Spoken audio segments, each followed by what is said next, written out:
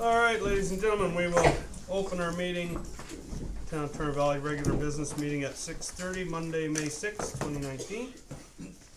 Thank you all for coming. Let's see here, agenda approval. Now we have some amendments, quick amendments from administration.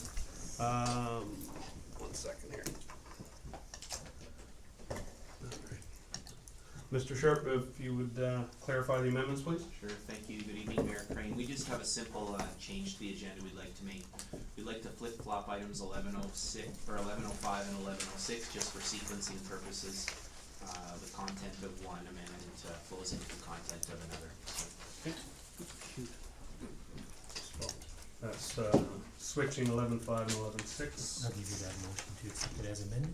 Okay, motion by Councillor Gordon to accept as amended. Any discussion? All in favor? Excellent, thank you. Adoption of previous minutes. 4.1, regular business meeting minutes of April 15th.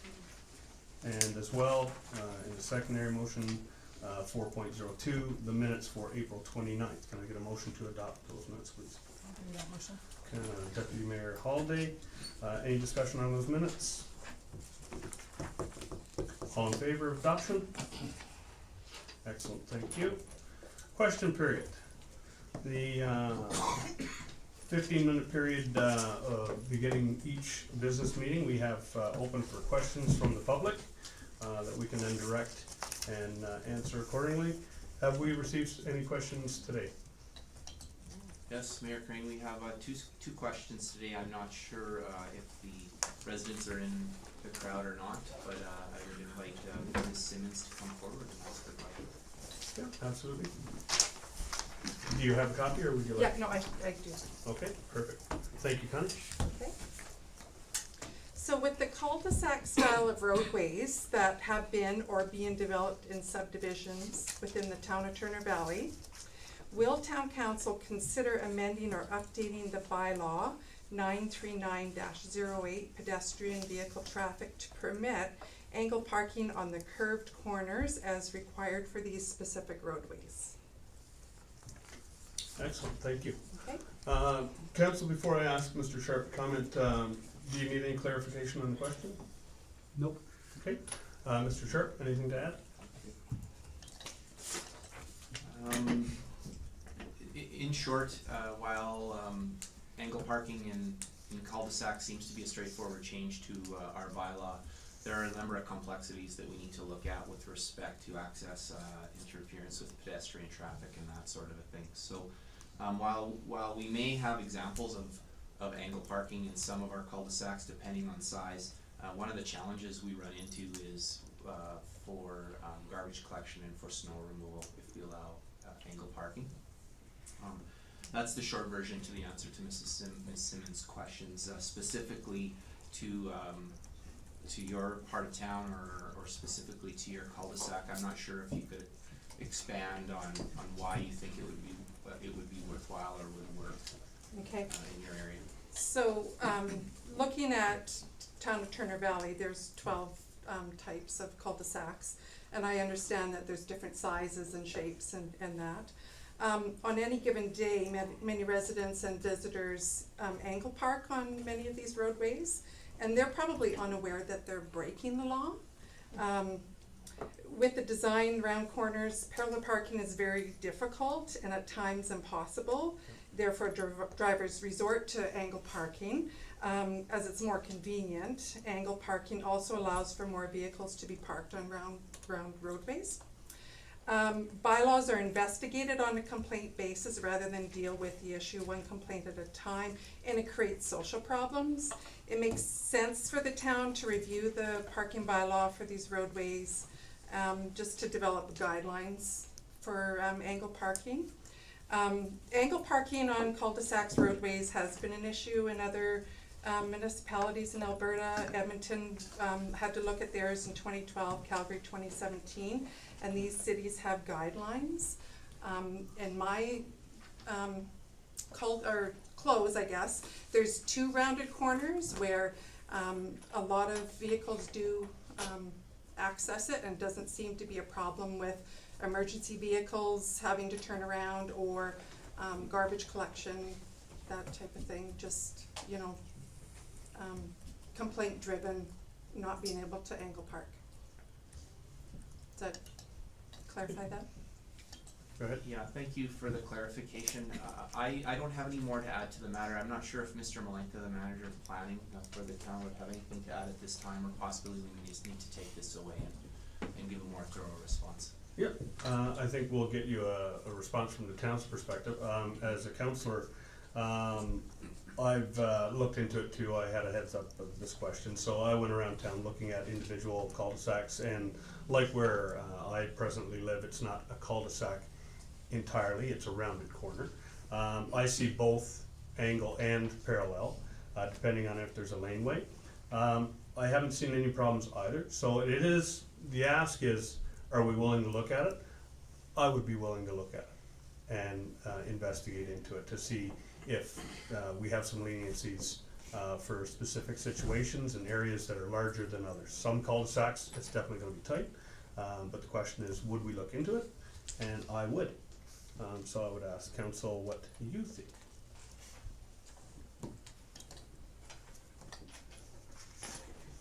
Oh, but I'll shout. I'm quite happy for us to look into it and see whether it's feasible, because it does sometimes make a lot of sense to be able to do that. And thank you for bringing the Okay. question. Thank you. I'm sure a lot of people will be happy knowing that they're not gonna break the law. Councillor Rapp? Yeah, I think common sense says we should maybe have to look at it anyway. I know cul-de-sacs vary in size, and the one across the school, I don't think they can even get a garbage truck in there. I think they have to bring the garbage out to the street. Yes. So they do vary from place to place, so I think it might be a good idea to kind of take a little spin around town and see how we can best address that question. Thank you. Okay, thank you very much. Good. Okay. Gordon? Yeah, I live kitty corner, at the opposite end of the close. And I do see just visually that majority of my neighbors on that corner do angle park. Makes it challenging, however, for the one middle bungalow that just recently sold to actually even have any parking on the street when they do angle park. So I find it interesting. I think we'd have to have a little bit more public participation for the actual people living that are affected by that. That person hasn't moved in yet, they just actually sold the property. I think from my perspective, the fact that there is an excellent laneway with access to back parking, I'm not certain that we need an angled parking there. And my concerns are for service, not just the snow removal, not just the garbage removal, but as well for fire trucks coming around the corner. I know it's kinda tight, if they were to come in and have to swing when you're coming up the top of Edward over into the close. So it may be a challenge. Can I just add a comment into that? Sure. We've been in Turner Valley now for a year, and living on a close is different from living on a street or an avenue. And when we were building our house, we did talk to the builder, and I did ask about parking out front, and they did say you can angle park, of course not knowing, you know, the depth of that conversation.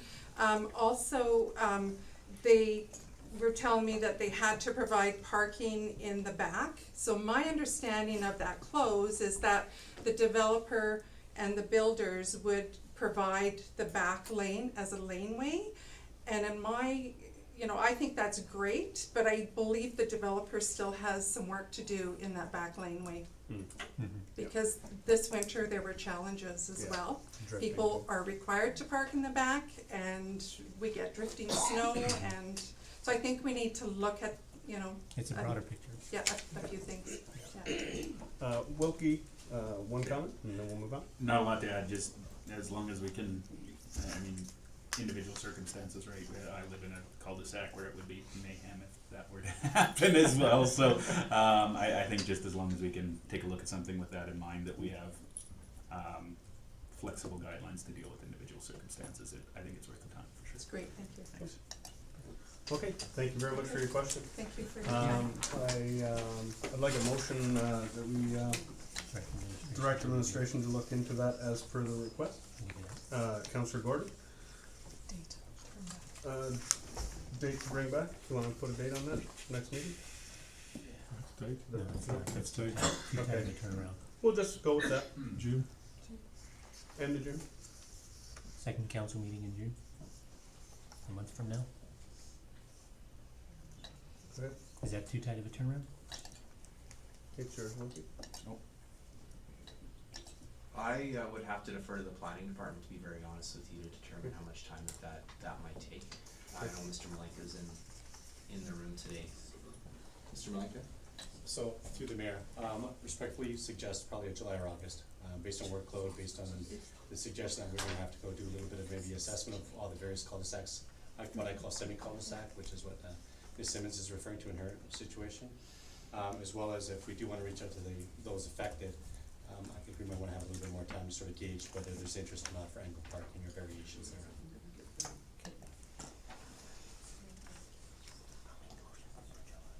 Okay, go ahead.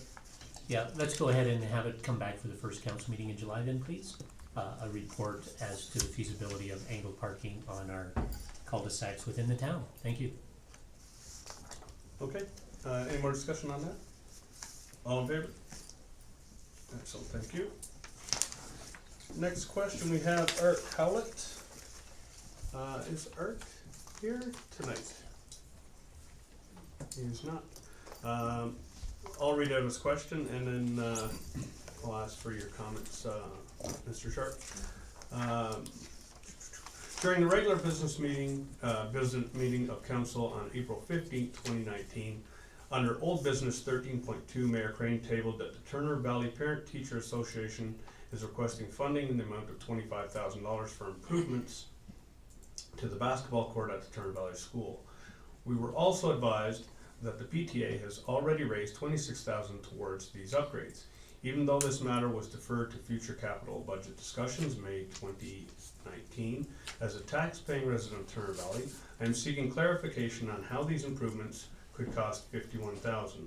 Because I am not allowed to ask questions during or at the end of the council meetings, I felt it imperative that we receive some clarification as to the breakdown of costs.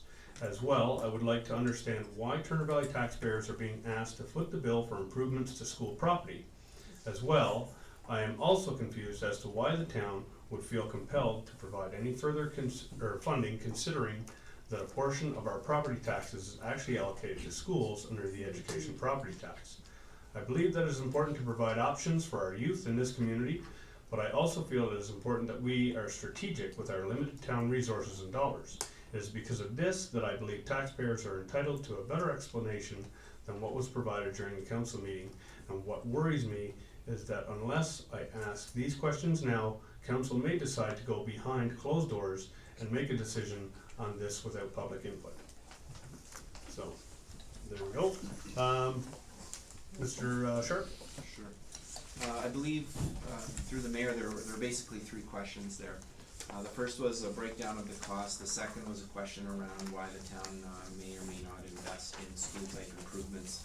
And the third one, although I may not be able to speak to with any level of expertise, is what's covered by school tax dollars and what isn't.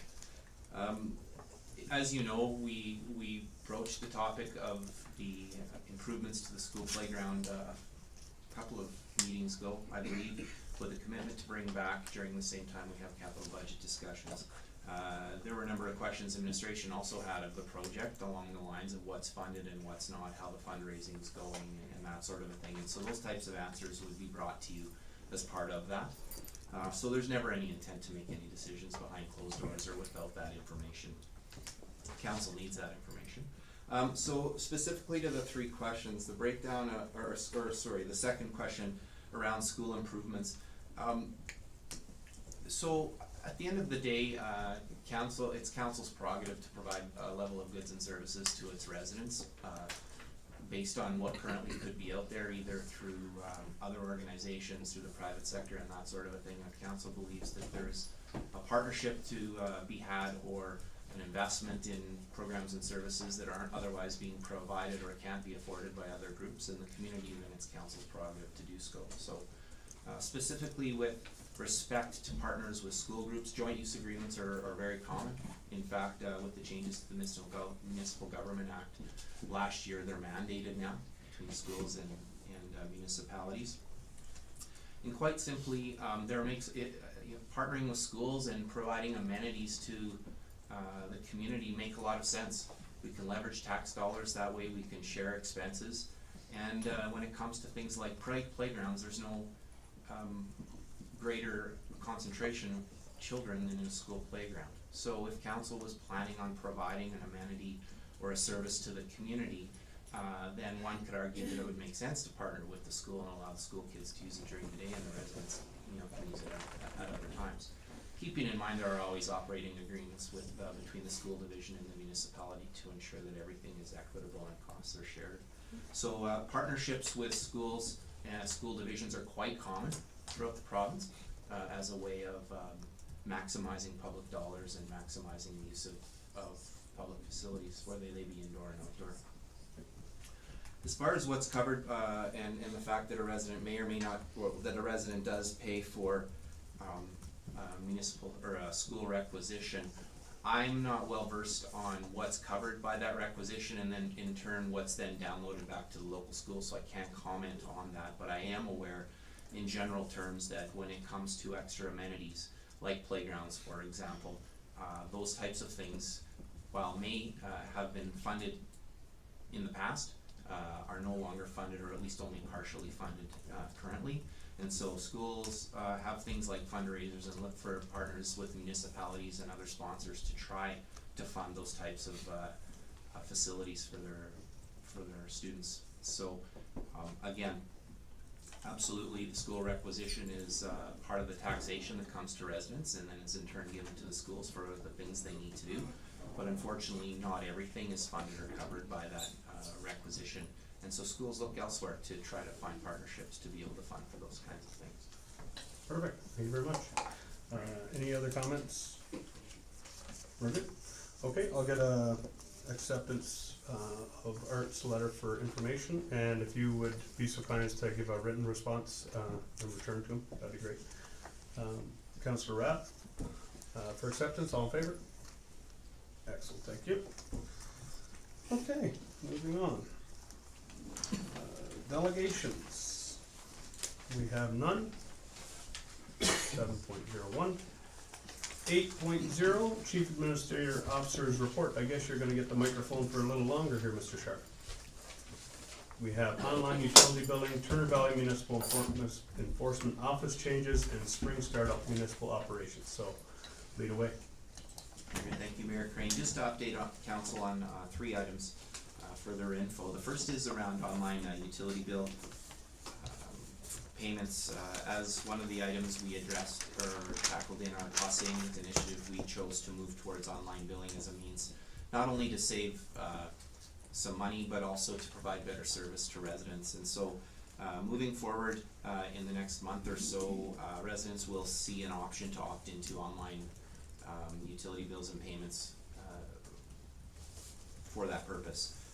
We expect that paperwork and that ability to opt in will go out with their next utility bill, so likely by the end of this week, early next, and there will be an option to opt in for that. And once those sheets are returned, we'll send an email with some sample billings for residents so we'll get everybody up to speed, and our intention is to do as many online billings as possible for the July statement dates. We'll communicate that with residents as we go along, but the most effective way of communicating this will be through direct marketing, if you will, in the next utility statement. Okay. The second thing I'd like to update council on is the change in offices for the municipal enforcement staff. So you may or may not be aware, but our 2 municipal enforcement officers were sharing space at the RCMP detachment.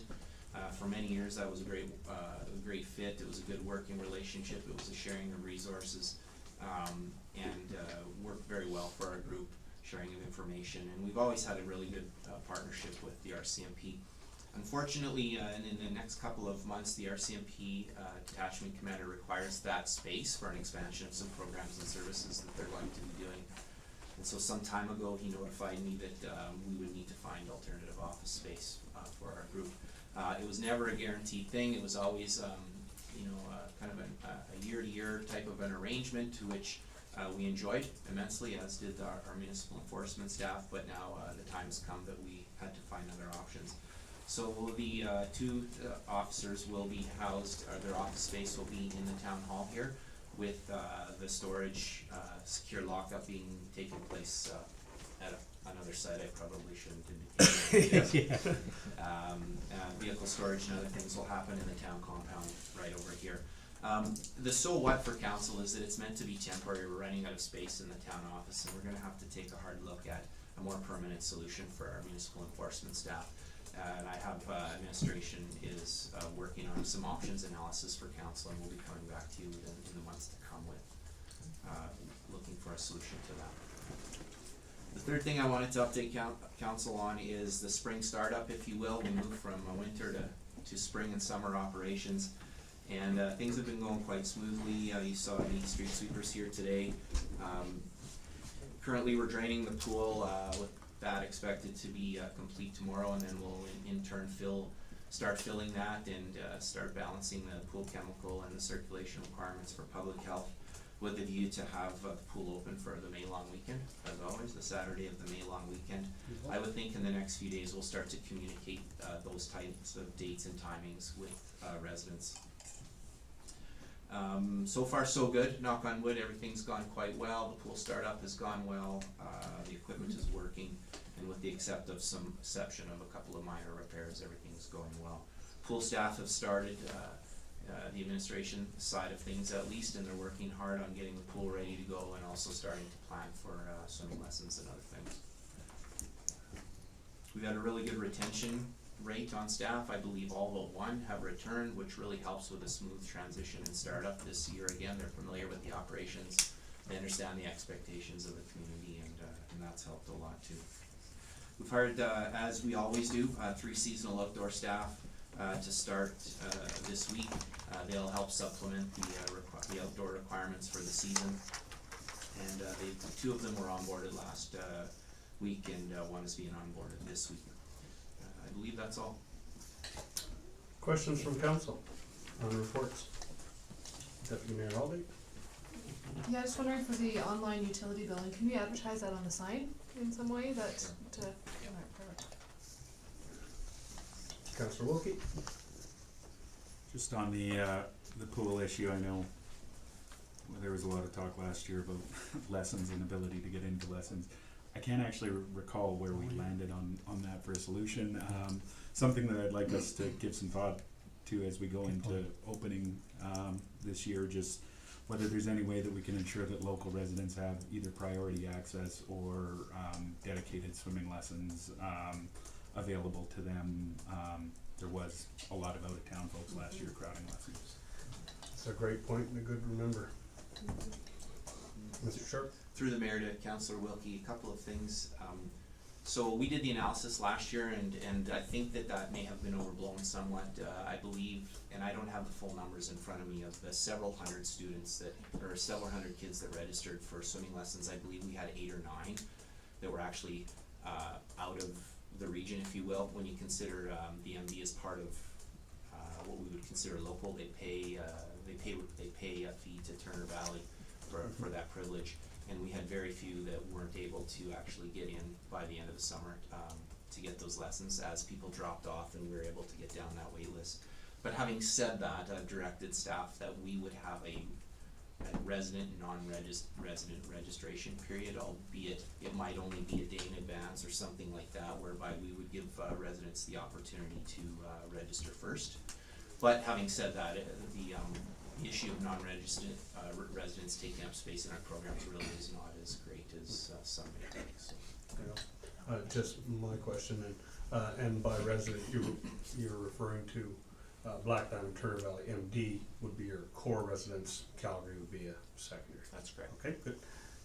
Deputy Mayor? Yeah, I think that's where the confusion happened, is I don't believe people understood the MD were considered residents. So I don't know if there's a way that we can let people know that the MD are residents. So that would, I think, solve that issue. Yeah, and I'm gonna piggyback on the pool question, as it has come up. During the lane swim, is there any way that we can combine lane swim and public swim? My understanding is from several residents last summer that during the lane swim, there was only a handful of swimmers. and it really took away the time from a public swimming with the lessons involved there. So I don't know if that's something that can be reviewed. Go ahead, Mr. Sharp. Through the mayor to Councilor, and I can't speak on specifics of, individual complaints we got last year. I do recall we heard something about that.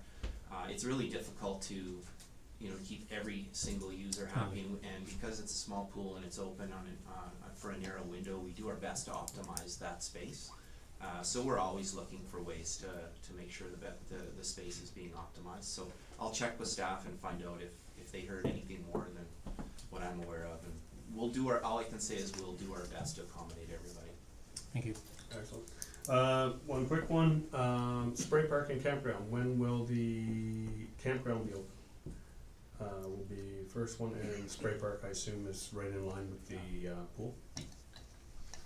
Yeah, all three will be open at the same time. Perfect, okay, thank you. No further questions, get a motion to adopt that for information, please. That's Councillor Waring. All in favor? Excellent, thank you, that's carried.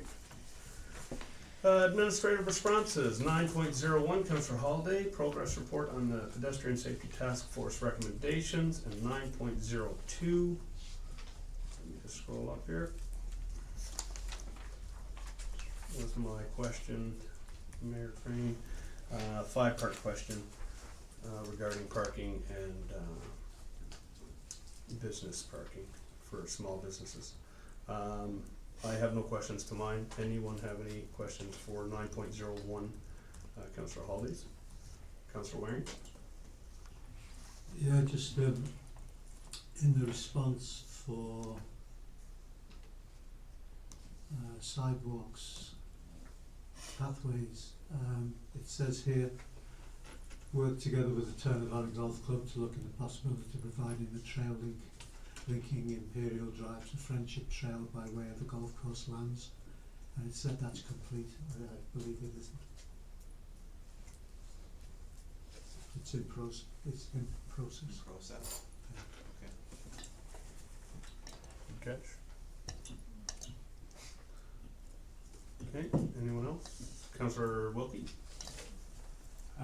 Just on crosswalks, John Street on Sunset, your response was not certain why it was excluded or denied approval and requires Alberta transportation approvals. Is that something that you can explore, closing the loop on, I guess, or seeing whether those approvals can be sought?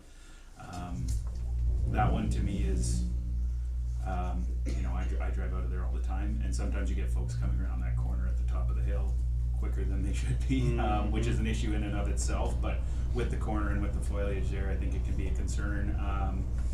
Just would appreciate a follow-up on what would be involved there, in putting in a more permanent crosswalk there. Okay, excellent, thank you.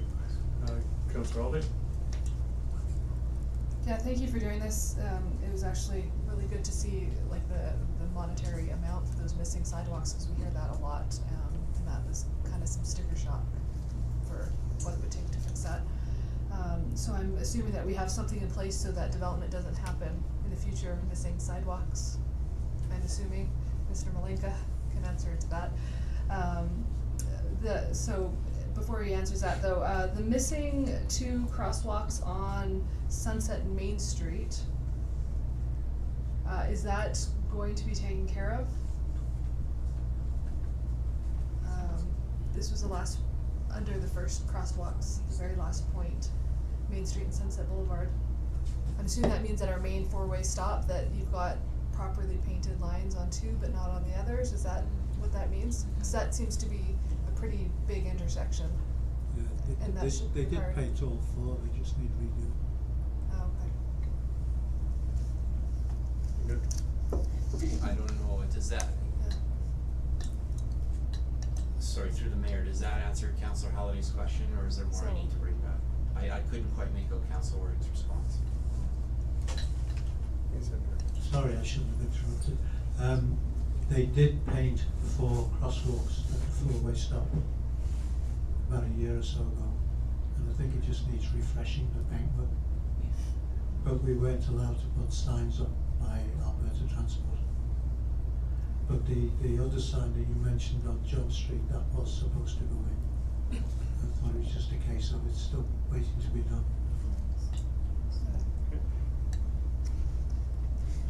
Oh, Councillor Gordon? Yeah, with the aspect here, there's reference made that with the long term, the municipality of Turner Valley should become a walkable community.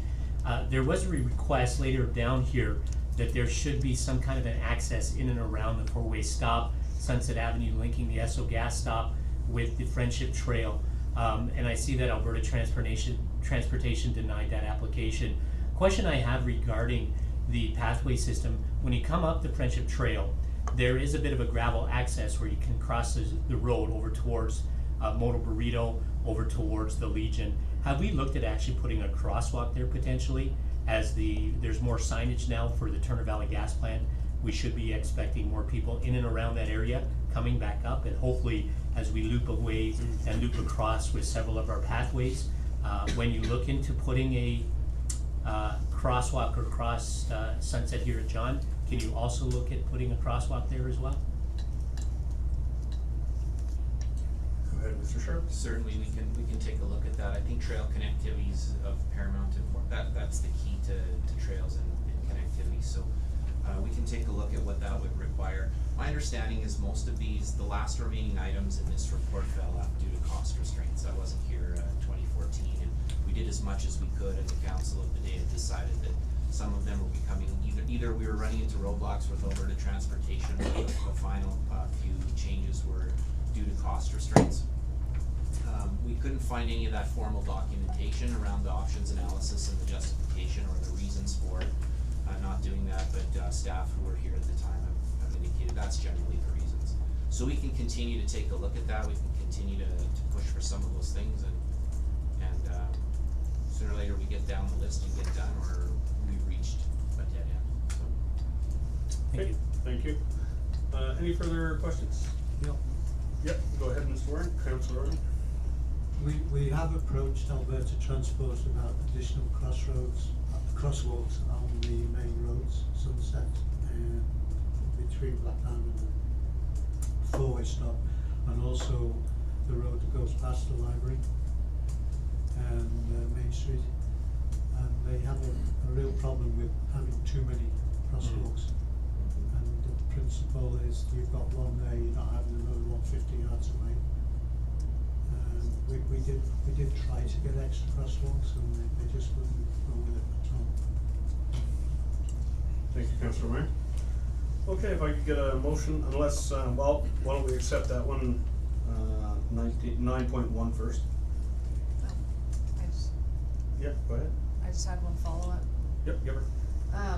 So if it's unlikely that we're going to get approval to get over to Sunset, that would mean continuing the Friendship Trail up along 22 to four-way stop and crossing over. Is PPRC AC working on that Yep. still? Okay. It's in the pathway plan. Okay. Good. Okay. Was that a motion I just saw to you for accepting that for information? That was a motion to accept this for information. That's what I thought. All in favor? 9.01. That was 9.01. Could I get a motion for 9.02 unless there's any questions? Councillor Rabb for information, 9.2. All in favor? Excellent, thank you very much. Moving on. Administrative inquiries. Did we receive any this round? Mayor Crane, no, there were none set for. Okay, thank you very much. Okay, bylaws and policies. 11.01, corporate support request, Turner Valley Charity Golf Classic fundraiser. We have a recommendation. Mr. Sharp, would you speak to the application, please?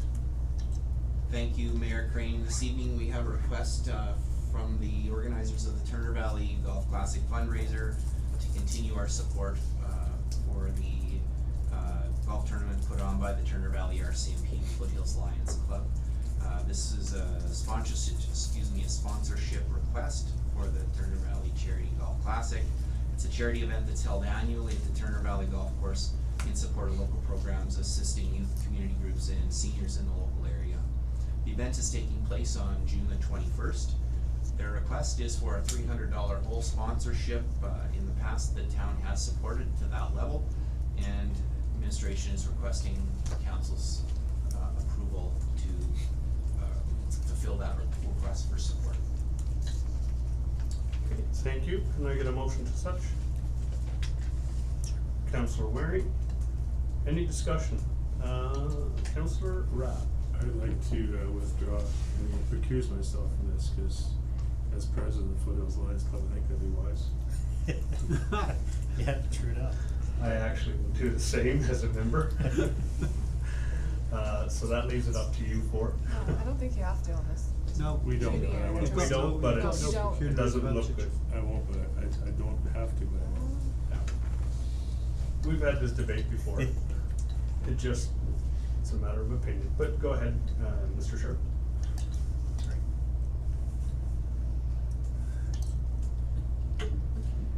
So, to Mayor Crane and Councillor Rabb, I appreciate you being forthcoming about that. I don't believe there's any pecuniary interest in here. There'd be no reason why you couldn't vote on it, but thanks for being forthcoming. Okay, Councillor Wilkie.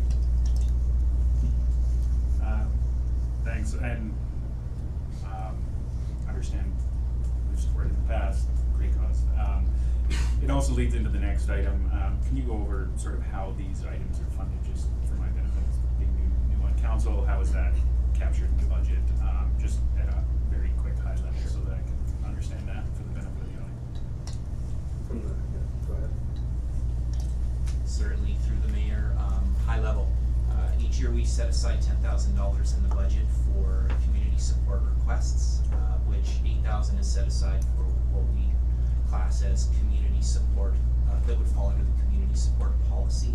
So those would be community events of in a nature that the entire community can participate in and enjoy. And we set aside the remaining $2,000 for what we would class as corporate support or sponsorship type requests. Of that $2,000, we would draw on that over the course of the year. The applications would come forth, administration would vet them to make sure that they fall in line with the spirit of the policy and the criteria of the policy, and then we would bring the recommendation forward to council. If the request comes in early and we feel that truly it would not fall in line with the policy, we likely wouldn't let it get that far. We would speak with the group and let them know. But in most cases, we work with them to try to get the information we need and truly find a way to make it fit. What you see here is the end of the process. Thank you. Thank you, Mr. Sharpe. No further debate on that. I'll ask, all in favor? Those opposed? Oh, Brad, you disappoint me. That's carried. Okay, perfect. 11.02. Corporate fund support request for Sheep River Health Trust donation request. Mr. Sharpe. Thank you, Mayor Crane. Similar to the last request, we have a second request for corporate support funding for this year for the Sheep River Health Trust. They're requesting a financial donation towards their Together We Can Make a Difference campaign, which is a fundraising sponsorship campaign. It raises funds to support health services and wellness programs for residents of Longview, Black Diamond, Turner Valley, Millerville, DeWinton, Okotoks, and those surrounding rural areas. Again, this request meets the criteria of the policy. They're asking for $500 under the community builder category, and administration is recommending support for the request. Excellent, thank you. Councillor Gordon, making the motion to support this application. Any debate? Straightforward. All in favor? Excellent, thank you, that's carried.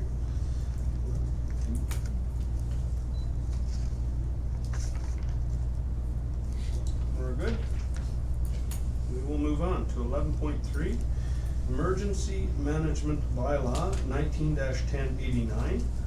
I believe we have a bit of a presentation here, Mr. Sharpe, so I will hand it over to you, and away we go. Thank you, Mayor Crane. While we're getting the projector going, just a short preamble. We have our Director of Emergency Management here, Mr. Jerry Rook, to do a presentation on some changes to the emergency management bylaw that are required due to changes in the provincial legislation. So he's going to take you through the highlights of that, and then some changes to the bylaw that we're looking for council support on. Excellent. Mr. Rook, why don't you have a seat? My package shows page 75 of 262. I hope you're not going to use all those, right? No. All right, when you're ready. All right, there you go.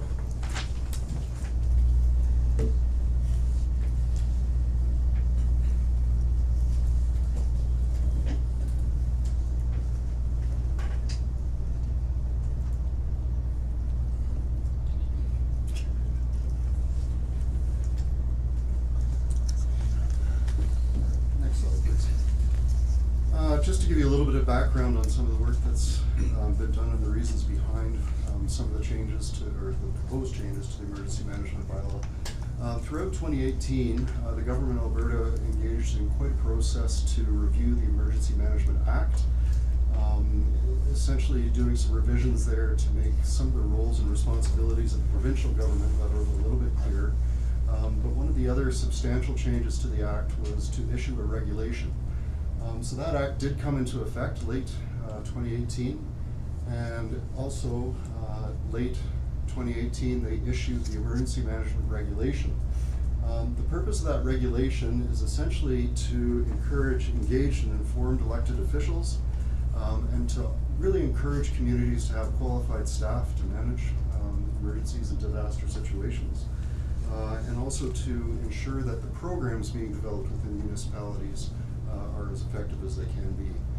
So that regulation was issued. It comes into effect January 1st of 2020.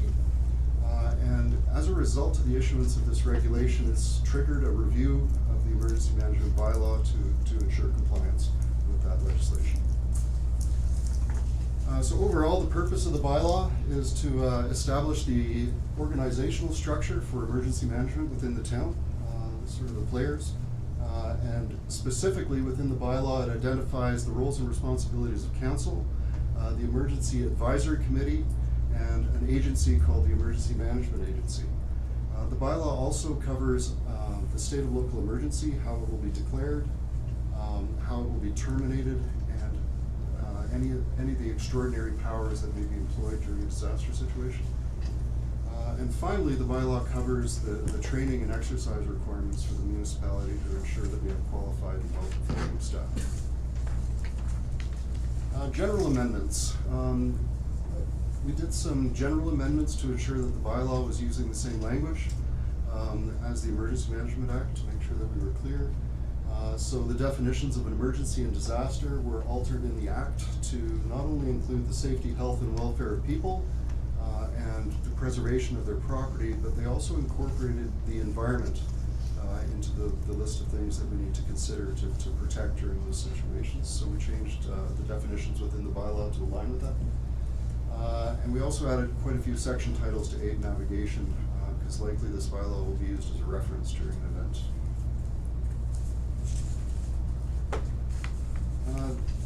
Within the bylaw, we changed the Emergency Management Committee to the Emergency Advisory Committee, and that's just to keep in line with the language used in the Act. One of the things that the regulation was really looking for is the roles and responsibilities of this committee both before and during an event. Our previous bylaw had specified roles before, but not during. So we looked at some of the things that the Emergency Advisory Committee should be doing during an emergency and incorporated those into the bylaw. We increased the membership of that committee from 2 to 3 members so that we could get a quorum. And also incorporated a number of mechanisms to ensure that this Emergency Advisory Committee is available 24/7. We don't know when an emergency or disaster will strike and when it needs to be struck up. So we incorporated some mechanisms to account for that. Within the Emergency Management Agency, we essentially restructured it to include a primary group and a secondary group of membership on that agency. Our previous bylaw had listed members from all kinds of stakeholders within the emergency management community, from first responders, police, fire, EMS, to health authorities, to industry, etc. One of the challenges with the agency structured that way is it was exceedingly difficult to get all the members seated at the table at the same time to make decisions and to affect planning. So we restructured it a little bit so that we've got a core group and a secondary group. And I believe this will go a long way in reflecting real-world practices and the limitations of getting all those memberships to the table. Also will encourage a little bit more collaboration in the preparation and implementation of emergency plans and programs, because we'll have more stakeholders involved in the planning process. And it will also align quite well with the incident command system that we use to manage large-scale events. Increase the clarity of that agency's roles and responsibilities, and also established the command and control system that will be used during an event to manage those scenes.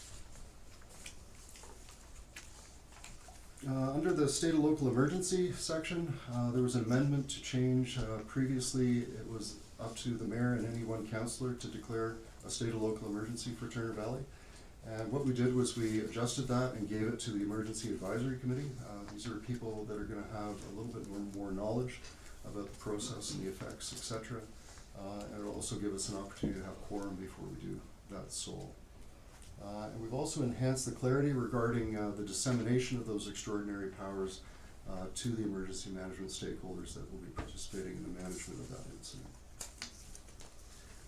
Finally, we added an entire new section to the bylaw on training and exercise, and we've specified the requirements for training for various sectors, so including council, the Director of Emergency Management, employees of the town of Turner Valley, and also for the Emergency Management Agency, the training that's required there. Thank you very much. Council, questions for Mr. Rupp? What do we got here? Councillor. I have to say it made very interesting reading. And thank you for doing such a good job. Yeah. Councillor Wilkie. Yeah, thank you, Mr. Bang-up presentation. Good summary of what's changing. Very heavy reading material. No, I appreciate you walking through us. The one thing that stood out to me was the training piece of things. I assume that because this is legislative changes driving this, there's going to be a huge volume of folks having to go through some kind of training activity. Is there any indication of how that's going to take shape, how that'll all be managed? Do we need to get in a queue for that? Those types of things. As a municipality, we were actually a little bit ahead of the curveball for the training, so we meet all of those requirements within the bylaw. Okay. We've got a couple of little straggly ends that need to be kept caught up. But yeah, we were doing very well with that. So I think those training requirements, certainly for other municipalities, some of the smaller communities, will be a bit of a challenge, but yeah, we were quite exceeding those already. It's great to hear. Councillor Gordon. Yeah, thank you so much for bringing this forward tonight. Having been part of the committee and looking at what you've done, thank you so much for your diligence. If you could speak to point number 5, the Emergency Management Agency 5.1, where you've, just for the sake of the gallery and the fellow councillors here, as to how you reduce this down to 6 specific departments or directors of a specific department there, and your reasoning behind doing that, if you will.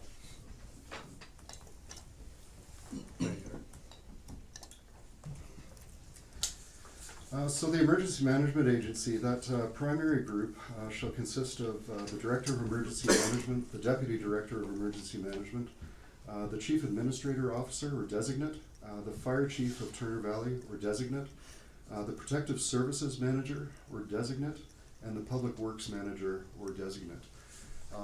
Those are all essentially municipal employees, and by having that core group of people sitting at the table, as we develop plans, perhaps for an example, an evacuation plan, I think it's in our best interest that we have as many people putting input into that plan as possible, and so that will allow that to happen. The secondary group, I think that answers. Oh, yeah. The secondary group would include federal, provincial, and municipal police agencies, utility companies, health agencies, service organizations, And then the last catch-all, any other agency or organization that, in the opinion of the Director of Emergency Management, may assist in the preparation or implementation of the plan. What that will allow is access to agency or outside stakeholders in emergency management. And a good example of that might be Alberta Health Services, might also be Alberta Health Services Emergency Medical Services, EMS, the ambulance. So it'll allow access to them to come in to participate in the emergency planning for their portion of it without requiring them to be there on a more ongoing, regular basis. Thank you. Any further comments, questions? Yeah, Deputy Mayor Howlett. Hit yours there, Jerry, please. Yeah, I just wanted you to talk a little bit about the change, for declaring a state or local emergency, that it's no longer the mayor. It would be coming from the committee. Is that common practice now? Cause I know when you watch news and other municipalities going through it, that it is always the mayor that stands up and does that. So can you talk a bit about that? And as, would the mayor's exact role now going forward, how that really looks? So with regards to declaring the state or local emergency, earlier in the bylaw, the mayor is actually one of the members of the Emergency Advisory Committee. So the mayor will be incorporated into that decision of declaring a state or local emergency.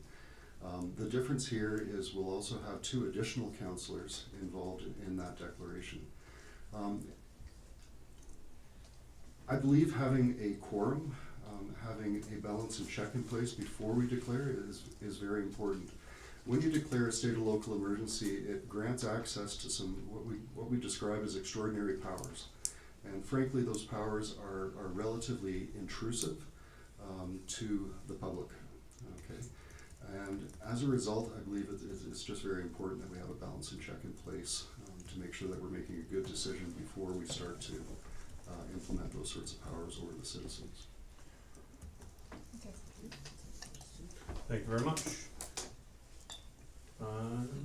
I believe we're good. Can we give this motion a first reading? I'd be pleased to make that. Councillor Rabb, you wanna read it off? Yeah, if I could find it, I would certainly do that. Page 83. We just light reading with 262 pages today. Pardon me for being slow here. That council provides first reading of emergency management bylaw 19-1089. Excellent. All in favor? And that is carried. Thanks, sir. Thank you. Thank you, Mr. Brooke. Mine's on the different stuff.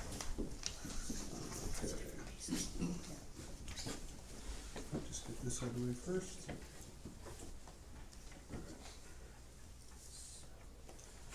Moving on. Are we ready, Mr. Sharpe? We Okay, we have 11.4 bylaw 19-1096, Eau Claire Distillery Phase 2, amending land use bylaw 03-869. And would you speak to this, Mr. Sharpe? Sure. Thank you, Mayor Crane. This evening, we're pleased to introduce the first reading for bylaw 19-1096 regarding the Eau Claire Distillery Phase 2, as it's known, the amending land use bylaw. We have Mr. Malenka here to introduce this. Today's first reading is simply to introduce the bylaw.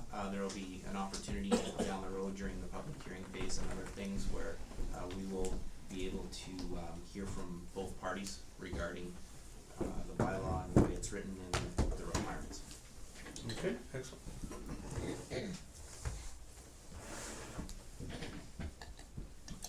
Mr. Malenka, you ready? Good evening, Council, Mayor. So as Mr. Sharpe's alluded to already, before you is the request for first reading of bylaw 19-1096, referred to us internally as Eau Claire Distillery Phase 2. Now that ultimately what it would do is it would amend the land use bylaw that we have in place, in effect adding a new district that we refer to as a direct control district. It's presently zoned urban reserve district. I provided some background, some information within the report, And unless you require clarity, I won't go through all that. And Mr. Sharpe's already alluded to the fact that we'll get into more information at the public hearing when it is set, as well as when the second reading is before council for consideration. There is I think we have a modification with regards to the options before you. When the report was prepared, we were working towards getting it on the agenda as soon as possible at the request of the applicant. We've heard back from the applicant on Friday of last week with a request to that they're unable to attend any council function in June. So that would negate the June 3rd and June 20th council meeting. So while staff is prepared and able to go on June 3rd, and that's the most quickest date we can make available to ensure proper advertising requirements under the Municipal Government Act. We could look at a future dates that we have coming up. July 15th being the next one, followed by August 19th, and then subsequently September 3rd. With regards to July 15th, respectfully, staff would ask that council not consider that date. Reason being is I'm away for the week prior, and we do an advertisement 2 weeks prior for anybody who may have concerns or are in support of it and want to get more information. And since I'm the only file manager / planner at the town, I wouldn't be able to provide that service to those who may have an interest in it. So that wouldn't be probably the most prudent date from my perspective. So if council's not prepared to go with that June 3rd date as in the staff report, the next available date that appears to be support from both staff and the applicant would be August 19th, if not September 3rd. So with that, I'll leave the options there for you, 1, 2, and 3. We are still, our staff's recommendation is still June 3rd. However, considering that the applicant has asked to have it moved from the June 3rd to June 20th to a future date, you may want to have that considered as well in your determination. Thank you. Yeah, just for, Thank you. oops, sorry. Councillor, okay, hold on. Councillor Gordon, go Yeah, ahead. just for point of clarification, for the first, or once we go to public hearing, is it best practice to have the applicant at that public hearing? So through the mayor, I would suggest so. I think this one is a unique one. We don't see too many direct control districts in the town of Turner Valley, so that alone is probably worth having both sides. Any public hearing, we typically support that both the administration be there to present, obviously, their report, and that the applicant be, or the consultant, in whichever case, and in this case they have the consultant as well, that's been involved from the beginning, do the presentation as well. If some of you may recall last public hearing, I'll do my report, the applicant will do their report, we open it up to the public, pro or against, and then there can be some rebuttal if required between the applicant and the staff. So highly recommend both be in attendance. If I'm not mistaken, I'm sure that the applicant would love to be in attendance to speak to their project that they're proposing. It's a rather exciting one. So. Okay. Councillor Rapp, go ahead. Yeah, you mentioned that June 3rd won't work for the applicant, and that takes us to August 15th. That seems awful late to me. Is there a possibility that we can call a special meeting for this particular item sometime in May, if that would suit the applicant?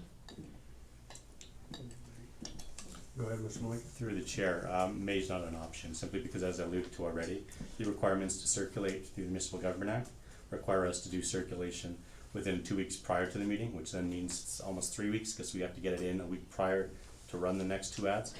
So it puts us about 3 weeks into the queue. So that basically takes out the rest of May. So there may be an opportunity for possibly early June or early July possibly, but.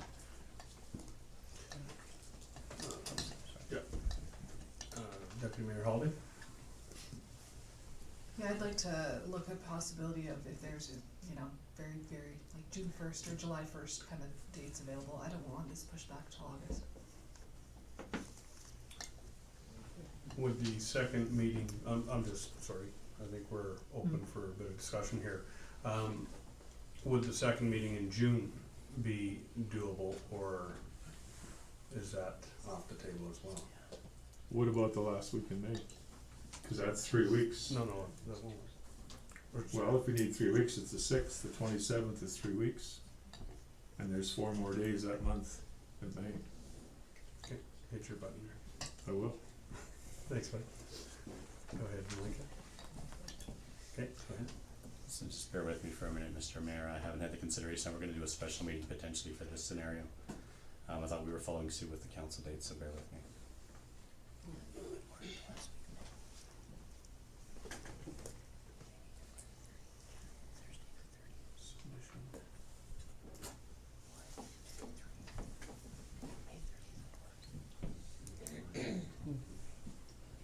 through the mayor, there's a possibility to run it on that last week by the looks of it. I mean, we'll have to drop what we have going on currently in the queue for other projects to make sure we get that notification out. We are also notifying the adjacent landowners in this case, so they'll need time too, so we'll put a rush on this if that's the wish of council to do it that week. If I may, I'm just gonna check my own schedule as well to see if we have a conflict. Do you have a date in mind, council? Councillor Wilkie first? Yeah, I mean, I'd love to see this as early as possible too. Is there a way to loop with the applicant as well, just to make sure that that week also isn't blacked out on their side as well, because that's why we're avoiding June at this point, so. Good point. Councillor Rapp? Let's ask the applicant if he's Yeah, available. yes, the applicant, yeah. He Last has week to be of May. sitting right here. The timing is really from June first to June 20th is what I'm away, or June 21st. So the last week of May could work for you. Last week of May. Would that be preferable to the last week in June? Use your mic there. You can ask that, we can ask that. Yeah, we're, as a council, we obviously would like to see this moved ahead. So without going into August, would the end of June, or if we were to rush this into the end of May, would that truly be doable for you, an end of May scenario? Yeah, I think so. Either one of those. Okay. Mr. Mike, would you see, obviously, as you alluded to, having to drop a few things off your plate to get this moving, is it doable from your side? So, Mr. Mayor, I believe 27 looks like it's set up for a PrAC meeting, so a number of you will, or at least one of you won't be able to attend one of the events, and it does take place here, so without the absence of everybody else's calendar, and it sounds like in the case of Mr. Farron, the applicant, is that we have possibly the 28th, 29th, 30th, 31st. 28th is West End. Okay, But thank we you. can go to the evening Looks- meeting. How about Thursday? Let's listen to Mr. Mike first. Well, again, and that's, I'm sorry, I'm going off the assumption too, we are doing a 6:30 public hearing in the evening as opposed to a day meeting, so that's why my schedule's going. And if we do have a situation with meetings on the 28th, that leaves us with Wednesday, the 29th, and Thursday, the 30th. I wouldn't recommend obviously a 31st of May, Friday, if we go So- and see we've met. Yeah, I believe Thursday, the 30th is clear for just about everyone, right? Yep. I will be out of town, but. I'm gone, I'm out of town, but you don't need me here. But you don't need For me. that. You don't need me here. We know Well, where we here's- stand on that. So here's We the have a kicker, quorum. he's gone, I'm in Labrador, and you're out too on the 30th, That's not gonna work. so that's not gonna work. So the 28th. 28th can work for me. Tuesday the 20th. 28th. Can it work for you, Jamie? We got West End at 3 o'clock. The rest stand at 3 o'clock, we're done at 5 o'clock, it's 5:30. Should be okay. Yeah, you're good, We're good. Mr. Wilkie? I am on the fence whether I'll be here or not. Don't know when the flight Okay. is, so. Already have Are you one. still here? When do you go to Okay, Labrador? I think you guys have a When do you go to Labrador? 24th, 31st. 28th works for me. 1, 2, Okay. 3, 4. Atlanta. Lana, we can check with, and you're a potential. So no matter what, you're looking at 6. 28th. Yep, Counselor Mike. There's a. I'm okay future here, break. thank you. Okay, go ahead. Just got a face up. So with that, what council may wanna do is bring forward option 1, and staff can just tweak their recommended option, which would be, or their recommendation, which is option 1, that council give bylaw 19-1096 first reading and set out a public hearing for May 28th, as amended. So we don't need the as amended, No. okay, so just change the date out and we're good. Counselor Gordon? I'll give you that motion there. Okay, we're just gonna get Nicole to write it down, and then you're gonna read it back. Yep. Already good. Wow, that's 180 words per minute right there. Okay, then we'll have it read back, and then we'll make the call. So the administrative recommendation will accept option 1, that council give bylaw 19-1096 first reading and set a public hearing for May 28th, 2019. Okay, all in favor of that motion? There you go. That works. Okay, perfect. I'd like to see this moved ahead. Fantastic. Well, thank you for coming, and thank you for your time. I think we're done with that. 3 weeks, buddy. Malika, 3 weeks. Got some work to do. You'll enjoy your holiday all the more. Now, yes, we've flipped 11.5 and 11.6, so we're going to go into the office fee schedule policy MPA-02.00, administrative. Mr. Sharpe, when you're ready. Oh, I see Malika's gonna be on ball for this one too. It's over to you. Sure, Mayor Crane, thank you. I'm gonna defer to Mr. Malenka for the next two agenda items. Go ahead, Mr. Malenka. Thank you, Mr. Mayor. So before you, as alluded to already, office fee schedule policy MP.A.02.00 is an amendment to that office fee schedule. And we're requesting that the approval of the amended fee schedule that you have attached to your package be put forward. A rather somewhat lengthy report. I won't spend too much time on it for everybody's sake. It's in the report, but I will touch on a few items just to provide some background. So within section 1.6 of the procedural document, and keeping in mind we have a policy, and then under that typically we'll have procedures. So I'm referring to the procedural document mainly. It states that the fee schedule is to be reviewed annually to ensure that the fees charged are aligned with the current costs of providing these services. Now the policy, and by inference the fee schedule, was last amended on October 1st of 2015. Since that time, the inflation rate, to give you some context, for Alberta has increased 6.2%. Our fees haven't gone up to reflect that, or any other thing for that matter, as we haven't touched them since October of 2015. A lot of municipalities will try to do it on a yearly basis. Doesn't mean the fees go up or down or anything other than maybe stay the same, but they have a review. So we're in a bit of a due course here for that. Now, to provide some more insight in another component that is part of this fee schedule, in addition to the office fees as currently set out in Schedule A of that procedure document, we're also looking at seeking to add the charges and fees portion, which is currently set out in Schedule B of the Fire Protection Services bylaw. So that's a bylaw outside of this policy. We're looking at incorporating the fees that are in that bylaw into this fee schedule. The objective is to bring all town fees into one location, helps with transparency, clarity for everybody's sake. So the charges and fees for the fire protection services were last reviewed on September 15th of 2014. And I believe the fees, if I'm not mistaken, were last touched dating back to 1997. So that goes a lot further back. And even just going back to 2014 inflation, we've done an increase of 7.4% since that time, to give you some context.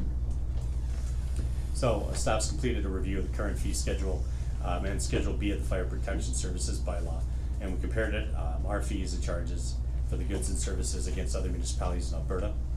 Those ones that were included in the comparison, both on the fire side and the office fee schedule side, included our neighbor Black Diamond, Foothills County, Town of Okotoks, Town of Manton, Town of Cochrane, Town of Redwater, and City of Chestermere. Now, we've used some of the larger municipalities and the more similar sized ones, because the larger ones have gone through a bunch of exercises. They have more staff that can assess fees better. And my experience has been, there's some fees that they offer that we don't, that we should be, and we should have probably been for a while now. And I'll explain that here in a bit, especially on the planning and development side. In the case of Black Diamond, they are outdated on when they last did their fees and charges, and I think they're respectfully anxious to see how when we go forward and if they can align with our new fees now, because they recognize too that they're a bit out of step with where they wanted to be. Now, we did sit down with Black Diamond both on the planning side and the fire department side to talk about our suggested fees and the rationale and the added items, deleted items, and we appear to be, and speaking on behalf of the fire chief and deputy fire chief, it sounds like we're on the same page with regards to aligning our fees as best as we can, with the exception that when Black Diamond brings theirs forward, hopefully they'll agree with whatever our fees are going to be here. Now, in conducting the fee review, we've highlighted a number of goods and services that we provide in the town, in which no fees were set out in either the fee schedule or the fire bylaw. Examples of that are business licenses as it pertains to farmers markets, trade fairs, and craft shows. For those of you who went through the, in last October, the business license bylaw, when we did a review of that bylaw, we added some additional categories to align with what Black Diamond does for different events such as farmers markets. We don't have a fee category for that, so that would be a new fee added in, just so we're in more better alignment. Home-based businesses. Currently, we only charge a fee for home-based businesses if it's major, And in that case, we're, I believe it's a $250 fee, excuse me. Whereas in the case of a minor, there is no fee at all. Most municipalities are charging a fee on both ends. We do track minors, and we do ask applicants to come in if they're operating home-based business, if it fits into the minor category. And currently we process those at no cost to them, but it does cost us in terms of time and management. But other components, and the one we just spoke of just before this item, was direct control districts. Site control districts are a lot more detail-oriented and time-oriented than a typical land use change, where somebody wants to rezone from commercial business to highway commercial, for example.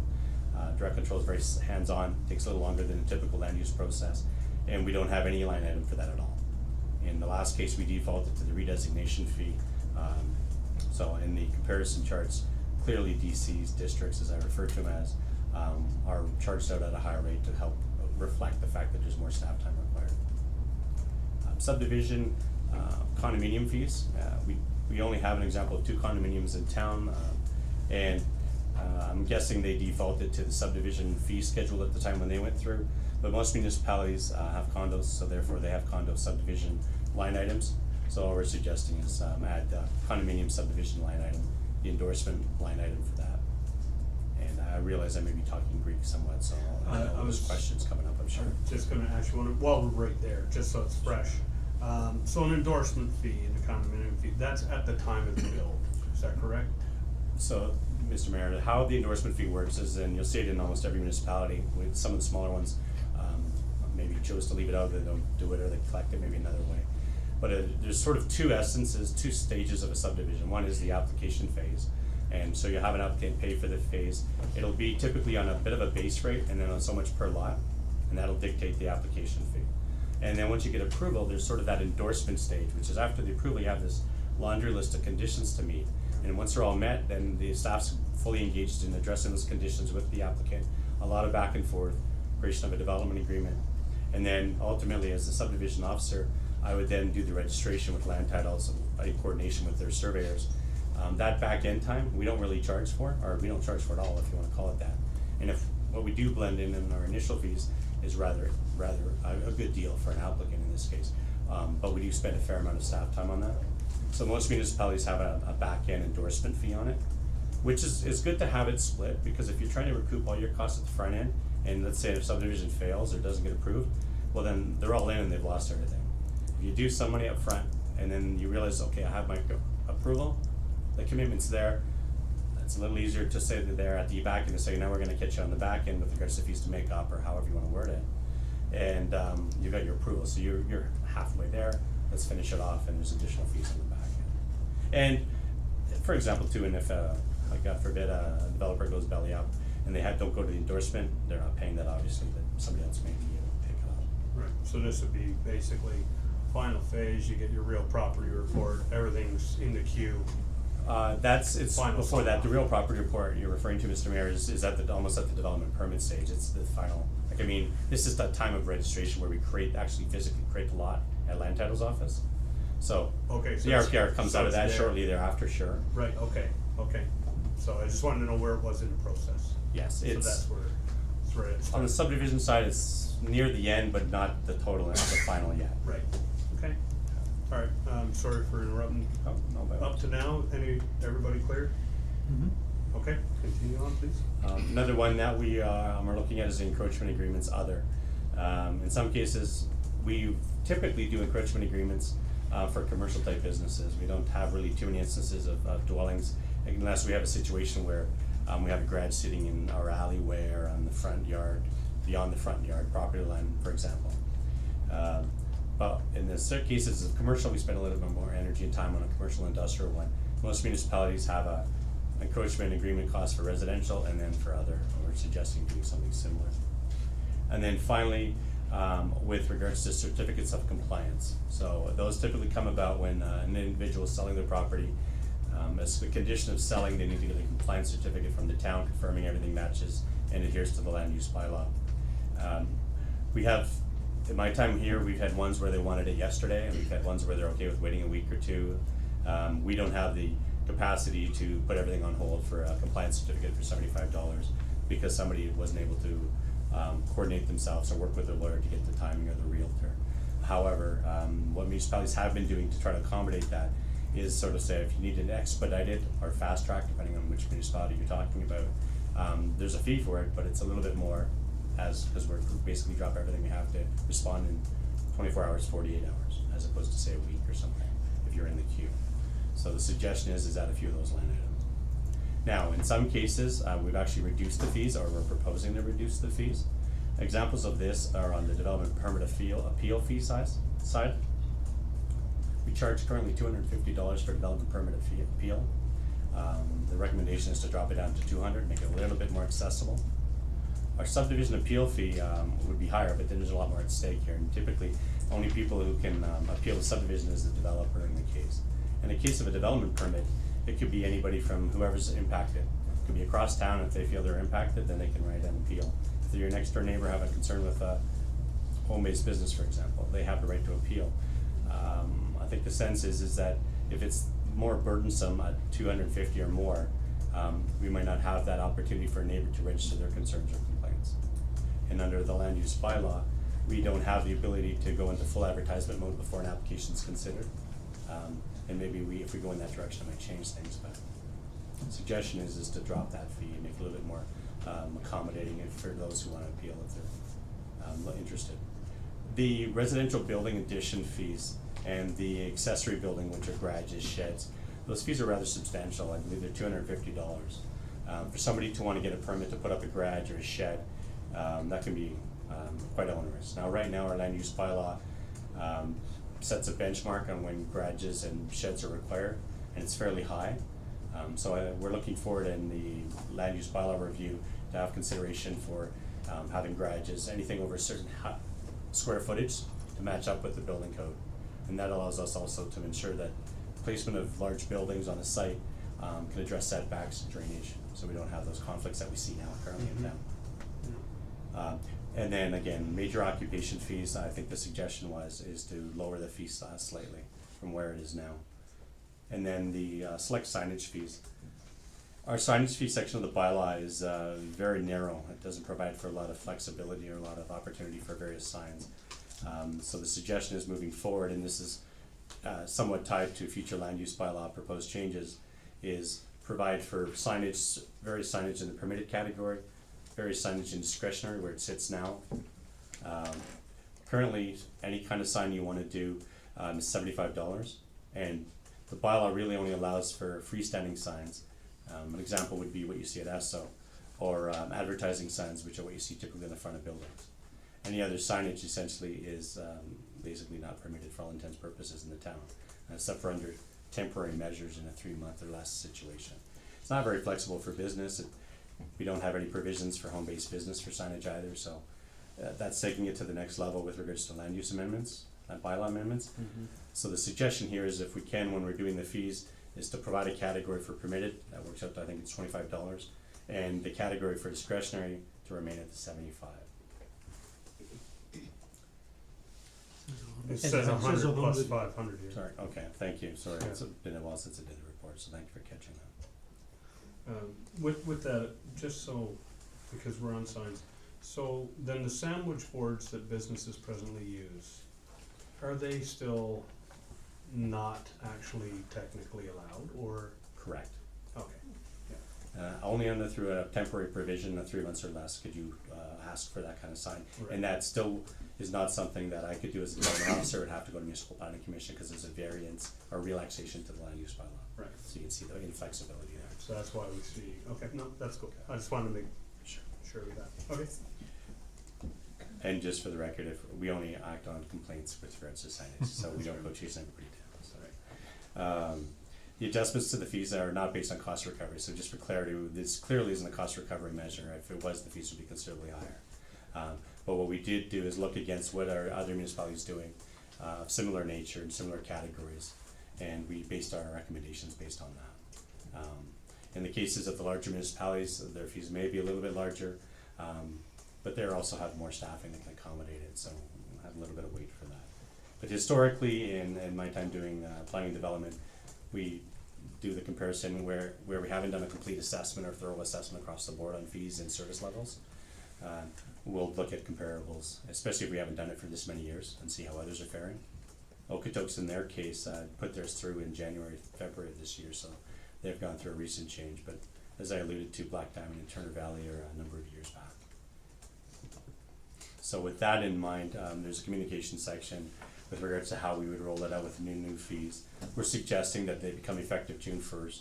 The current policy in place had about 3 to 4 week advance notice on the last amendment back in 2015. We're suggesting the same, basically just shy of a month. Yeah, I think it's just shy of a month, the way the math works on the days. We would do all the appropriate notification to everybody, and in some cases, with regards to the fire side, businesses that don't require business license but may trigger a fire inspection because of what they do, restaurants, etc. We would specifically notify them so they know what's coming down the pipe in the future when inspections come up. So some cases will be more hands-on, and others will post on the website, social media, the typical channels to communicate the change in fees. Now with that, before council, you have 2 options for your consideration. One is that council amend policy MPA 0200 as presented. Option 2 is that the council provide an alternate direction to administration regarding amendments to the policy. Obviously, administration's recommendation is option 1, to go with the amended policies as proposed before you. Thank you. Thank you for walking us through that. Okay, council. You have a question? Now's the time. We're gonna go Councillor Wilkie first, though.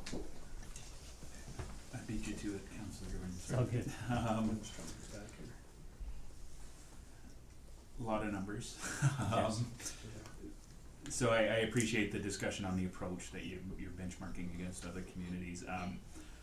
The one thing that jumped out to me in particular was on the development and planning side of things. There are some substantial changes, I would say, to some of those fees. You know, in particular, I point to, well, I think you kind of touched on it, right? Like direct control district, ARP amendments. What else was in here that was pretty substantial? The MDP, I think, might be one of MDP, yeah, so those have been benchmarked against other communities then as well, and I mean, I understand the desire to recover costs to the extent possible here, but for those, I think that's an area that I see as particularly critical to try not, let's not try to push anybody back either, so, you know, can you speak specifically to those sections? So through the mayor, yeah, I'd be more than happy to. So some of it was strategic, obviously. For example, that MDP change, where historically it was $800 to amend the municipal development plan, and we're suggesting $5,000. Don't get caught up in the numbers. An MDP exercise is extremely long-winded. It's like a land use bylaw review or overhaul. There's a lot of time involved, a lot of public consultation, open houses to do at night. Typically, municipal development plans are also not amended by the public just coming forward and saying, I'd like to amend the MDP. It's typically driven by municipal council who says, we want to either do an update to the MDP or we want to amend a certain section, and then you want to engage that. When you open up any statutory policy document, be it in municipal development plan, land use bylaw, or area structure, area redevelopment plan, it's not a simple redesignation application. There's a lot that goes into it in staff time, council time, and public's involvement. So what some of the municipalities will do is they'll have the fees that'll sit there and say, okay, if you want to go to the trouble to do a change to the MDP, it's probably going to be a pretty significant change to justify wanting to change the document that guides all of town, and do it without town or the council directing administration to go and do it that way. So therefore, the suggestion is if it's 800, somebody might be coming in every once a year or something saying, let's change this, let's change that. And I'm not sure if council wants to have that occur as much as say, hold on, if there's an issue, bring it to our attention, to the CEO or to you directly, and then say, let's deal with this on a larger basis and do a bigger review. Keeping in mind, municipal development plans typically are supposed to be reviewed every 5 years regardless. And we know we've talked about in this case our MDP is due for review, but we're also in between IDP work we're doing with our partners, ICF work we're doing, and it all filters down the planning hierarchy. So I believe municipal development plan is probably close on the list of things to do within the year anyway, budget permitting, and then followed with a closer review of land use bylaw down the road with a full-on review or new bylaw. In the case of area redevelopment plans, Area redevelopment plans, area structure plans, and land use bylaws are fairly inexpensive compared to other municipalities. Like the $800 is hard to come across for some of the communities that we're being compared against.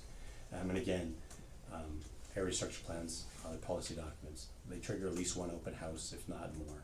They trigger one public hearing, and a lot of community consultation, because area redevelopment plans aren't just dealing with one parcel of land, they're dealing with large clusters of land. Now that said, we don't have a lot of land left to do an area structure plan on, or area redevelopment plan anyway, and most of the land already has policy documents in place. So it's kind of a non-starter in the sense that where we are currently, there may not be a lot of change for it. And if you're gonna do a massive change to a area structure plan, or an ARP, because we have a few of those in town, there needs to be commitment on behalf of the applicant to do it and make sure they're all in and they're committed, as opposed to, let's just see what happens here. But again, that's for council's discretion if you wanna change those fees or set them differently. Sorry, just one quick follow-up, if I may. Yep. Completely related to this. In particular, on direct control, we had a direct control proposal before us tonight. Our fees grandfathered in here, the optics of changing fee stream, just, can you hit that head on?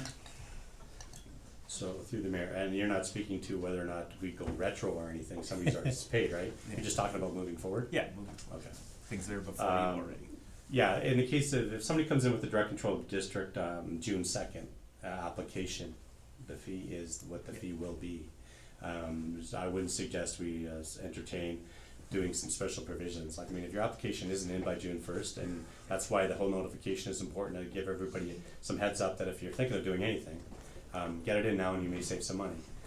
I'm not aware of any land use changes or DC applications that are pending or quickly coming in. But your fees are paid on application, essentially. Correct, sorry if I wasn't clear, yeah, when no, you no, that's pay, fair. there's no, in the case of a DC, we don't say you pay half now and half later, it's all in at the beginning. Okay, thank you. I got Councillor Rab first.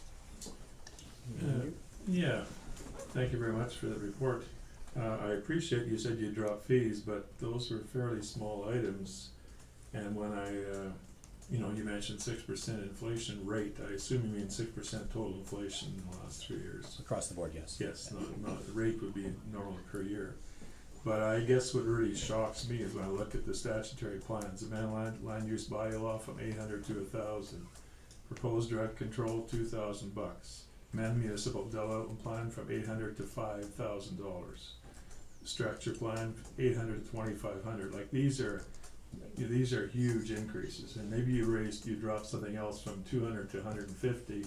That's a pretty small sum of money compared to raising it from 800 to 5,000. You know, it's interesting you compare us with Okotoks and places like that, but when they're getting a condo development in Okotoks, it's not going to be 8 units. It might be 80. So I think we have to be careful that we don't try and say whatever they do in Okotoks is going to work for us, because I think we're a lot smaller municipality. I also want to know, like, I thought that we were in the business of trying to encourage development and encourage business, and I think some of these fees would say people, well, why would I do this? Why would I invest here? There's got to be better places to go. Also, I know we want to do cost recovery, but as far as I know, we do pay wages for our staff, and that's part of their job, part of our planning job is to accommodate things like this. So, I think we're here to serve the needs of our community and not to gouge anybody. That's my personal opinion. So I'm not in favor of those statutory plans to be up that much, and they just seem exorbitant to me. And amongst others. Sure. Yeah, go ahead. Through the mayor, thank you, Councillor, for your comments. As I alluded to already, we aren't doing this based on cost recovery, so that isn't the equation. I know that. Sorry, I just thought I heard you suggest it was, so I just want to be clear that we aren't. We'd be dealing with a much different number. Now, the inflation rate was to give council some context with regards to how much of things have changed in the period of time since we last touched it. That also doesn't suggest that the fees at the time were comparable with other municipalities or appropriate at the time. I don't have that analysis. I went into it back and then whether or not there was that was what the current rates were in other municipalities or not. All I'm suggesting now is based on the municipalities we gave, and I did pick the larger municipalities versus smaller, And I indicated why the context for the bigger municipalities, they've been through stuff, we haven't. Some of these line items that are new, I've experienced them for the last 10 odd years in Alberta. Why they're not in here, they just aren't for whatever reason, but they should be. Because when we get an application for a subdivision and we miss out on potential to get the endorsement fees from a developer, we miss out on that opportunity. So while some fees, especially on the statutory stuff, I can appreciate that it may look like a significant jump, and that's all a matter of context with regards to where we are versus where we could go if you support it. But in terms of applications across the board, to give you some idea, I want to pick amended area structure plan, for example, and I'm just looking at my other chart, is Okotoks is 25, so there's your bigger municipality, Nanton's 440, Cochrane's 3,000, Redwater's 1,000, and Redwater's, our population is similar to ours, if not less. And Chestermere, while they call themselves a city, are sitting at about 20,000 less than Okotoks, but they're sitting at $2,000 to amend an area structure plan policy document. So, weighting it accordingly. Again, the idea if we're open for business or not, while some of the categories were some slight reduction, but keep in mind, the fact that I would be suggesting there's a reduction at all when we've sat this many years without any changes to fees suggests there's some areas where I think we can go backwards a bit, but I wouldn't recommend it based on other comparables. And we have had some gaps in the system that allows us to maybe tweak it a bit to bring it down. If council chooses to keep the rates the same, that's your prerogative. Or if you want to base it on a certain percentage jump, that's your prerogative as well. My purpose is to bring forward what the comparables are out there, what my professional recommendation is, and then let you guys decide which way you want to go, if anywhere. Thank you. Councilor Gordon. Yeah, I appreciate the work you've done here, and I have to share the concerns of Councilors Wilkie and Rob as well.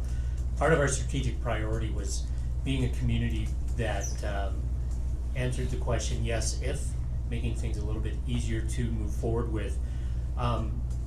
I'm gonna throw out a hypothetical. One area that I have a concern for here is the development permit appeal at only $200. Let's say hypothetically, I have a neighbor, and he's got it before the MPC, to put in a studio suite. And hypothetically, he puts it in, he invests, let's just throw out a number of 40 grand to put in a studio suite.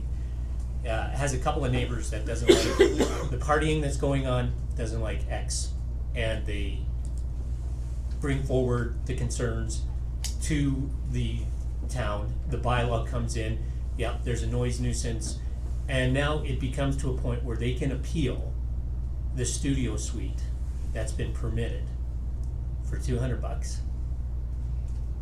I would think that a development permit appeal should be reflective of a landowner's investment, whether it be whatever form that may shape, that may take.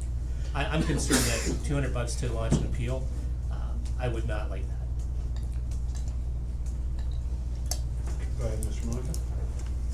Thank you through the mayor. I appreciate your providing an example of it, because it's a good way to sort of speak to the matter. Right now, again, we're sitting at $250 for an appeal, which is the same as our subdivision appeal, so that made it consistent, I guess. I'm not sure how they arrived at that number. The suggestion is to have it at $200. Right now, as I alluded to already, the land use bylaw doesn't give an opportunity for the public to be notified of a land development permit application, be it a home-based business or secondary suite for those examples, until such time as if somebody's watching the agenda package on a daily basis being posted and then looking and trying to see if it reflects them or not. In the meantime, if they're not paying attention, they potentially could add a secondary suite, to use your example, get approval, and not know anything about it until after it's been approved by a municipal planning commission. A sign goes up on the property for 21 days saying, if anybody feels they're impacted by this, they can appeal. In a perfect world, our Municipal Government Act is set up to allow people to have an opportunity to appeal. While in Ontario, they have more opportunities, and Alberta has its limitations on it as well. But it provides those who may be impacted by it to have an opportunity to have their say. In a perfect world, what I'd love to see is the land use bylaw require communication and circulation to adjacents +1 at the time of the application, just like we circulate internally and externally for comments for departments. And that way, if an individual has a concern, they can bring their concern to the hearing, speak to the Municipal Planning Commission at the hearing, and have their voices heard there. It's free. An MPC, the body that would decide on it, can then weigh the concerns of the adjacents versus the concern of the applicant and decide what we're trying to achieve here. And a lot of the provisions for home-based business or secondary suites is the impact on adjacent properties is key and critical and written in and enshrined in the MGA. That has to be a consideration. Currently how we do it, it's a consideration, but only if you're prepared to pay $250 at the end, and then invest your time in taking time off of work if you have a day job to go to the appeal. And that can be, in my opinion, a bit onerous. The opportunity to have the public have some say is preferred. In this case, until such time as the land use bylaw might change to reflect that if council goes in that direction. My suggestion was just to make it a little bit more flexible for somebody who wants to appeal. It's still $200, it's still a lot out of someone's pocket, so it still requires them to give some thought to it. In the case of a subdivision at $250, it's a developer. You know, if they feel they have an issue with the condition of the decision itself, they're pretty comfortable throwing away $250 to argue that if they need to. And we've seen that done already in one case on a stop order. But so hopefully that helps provide insight.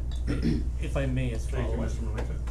Yeah, as a follow-up to that then, as the motion that I presented back in January for the land use bylaw reviewed, could you take that into, do I need to give you specific direction to look into that to make sure? Because for me, if I were going to invest in a secondary suite, get the architectural drawings done, do X, Y, and Z to present it to MPC, I've just invested quite a bit of money to get that accomplished. I would prefer the land use bylaw to have the framework for those adjacent properties. I wanna give it some teeth, as opposed to an appeal. Go ahead, Mr. Malinka. So through the mayor, I would love it if they gave me architectural drawings for applications for studio suites. Maybe we see stuff should. scribbled down usually, so we try to scramble and make the best of it we can. So hey, I'd love it. But yes, I think I've dropped a few nuggets throughout my presentations to date, or today in particular, with regards to where some of the suggested amendments are probably going to go that I'd bring forward for your consideration. So hopefully that is gives you a sense of where I'm hoping to go for everybody's benefit. Thank you. Thank you very much, Mr. Malinka. Mr. Sharpe, and then I'll go to Councilor Howlett. Actually, I'll defer to Councillor Holiday and later. I have a few things I've been scratching down here. Just going back to Councillor Rob's things on the big plans. I know when our neighborhood did the ARP process, it cost the town in excess of $80,000 to do an ARP. So, when we're talking about, you know, $2,500 task for somebody to ask for an amendment, I'm actually okay with that. When you think of, I don't know what the MDP will cost us, we haven't looked at that yet, but I know the ARP was very expensive, so. Also, you mentioned that, we haven't looked at it since 2014, but the fees have been the same since 1997. The fire side. Oh, just on the fire side? On the fire side only. Oh, okay. Yeah, I think it was cause, $250. okay, cause inflation's been like 60% since. I didn't go back to 1997, but yes, yeah, that's just on the Okay. fire side. I think, that it would have been nice in reviewing this, and maybe it gets too much into the weeds, but if you've gone through the comparables to just give us and let us know what the averages were, that might have been more helpful in this exercise, because it's been a lot to digest. The two things I had a question of were the parking cash in lieu that you mentioned there, does that go into a dedicated reserve? Cause I think this is the first time that we've actually had it written, Oh. the parking cash in lieu, no? Okay, has it always been charged this amount, and is there a separate reserve for it when people pay that, or does it go into general fund? Red light tag. No, good questions on the parking in lieu. We have one instance that we're aware of in which parking in lieu was collected in some form or another, and Eau Claire was an example of that. Eau Claire Phase 1, I guess you referred to it as, where we collected some parking in lieu cash for some of the parking, not all. And that process went to council, I believe it was in 2014-ish, somewhere thereabouts. And there was some analysis done with what other municipalities are doing. Not to scare you, most of the smaller municipalities aren't collecting parking in lieu. Black Diamond, I think, stays away from it because they have parking lots already in place, so it doesn't become as much of an issue. They can accommodate any parking from a development on the main street, if you will. They can accommodate that else on the other parking lots, or maybe someone on the street. In our case, we don't have that luxury really. We have a parking issue in this town in a lot of respects with regards to, and we see a lot of it on Sunset and then some of it on Main. But we don't have any town parking lots. We do have the pool, we have the library. Those in effect are parking lots to service those uses and accommodate that, not to accommodate overflow. We have been looking and talking to applicants as they've come on board with their proposals on some of the vacant pieces of land, and as they're talking about how do we accommodate not only, they wanna, some cases, what they wanna do versus what the land use bylaw says for parking, they, have to cut their site basically and have to accommodate the required parking. So there's a little bit of something in the land use bylaw we're gonna need to address over and above the parking and loop component, is what do we wanna do about parking? Is the standard, which is typical, in most municipalities around here that I've noticed, appropriate? Or do we need to adjust that a little bit more to make it a little bit more conducive to an applicant? But recognizing that having no parking on a particular development has an impact on adjacent lands, adjacent businesses.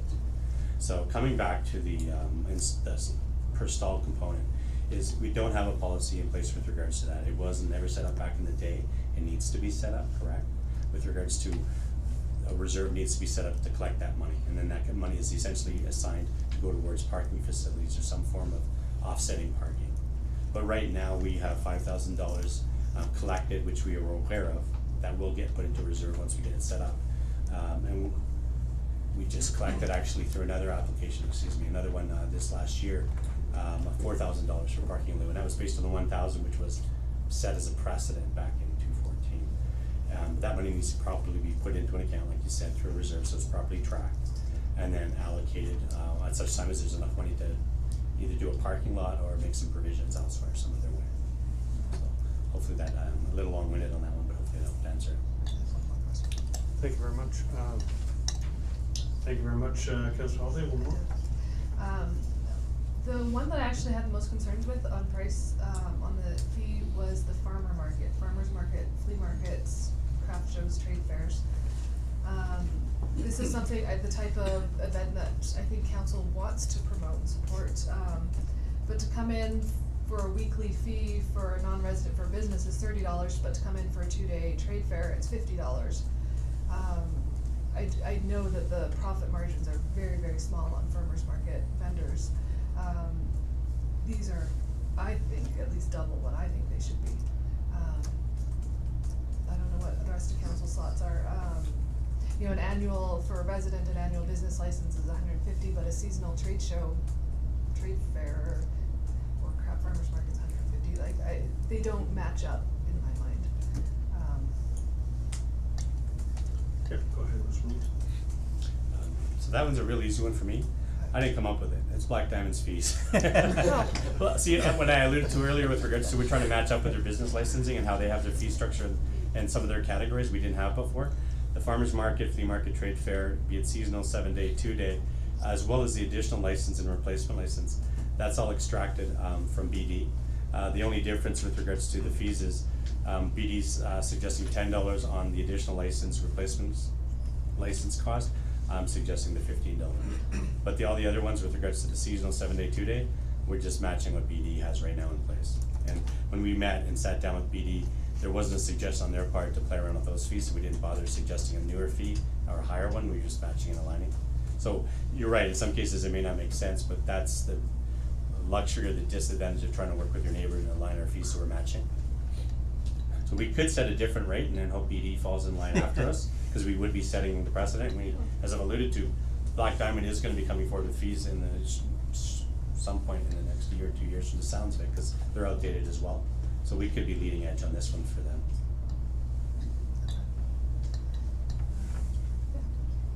Ooh, Wilkie. Alright, we've gone around the horn, I think. Councilor Holiday did mention just getting access to that comparison information. You know, the thing that I struggle with is I don't have context for a lot of this. So just seeing some of that information, I think would give me a little bit more comfort on, and I know like your professional opinion, but just actually seeing the data, I think would potentially help me. So so I just put that back here. That's something that could be provided, and we can revisit this at another moment, right?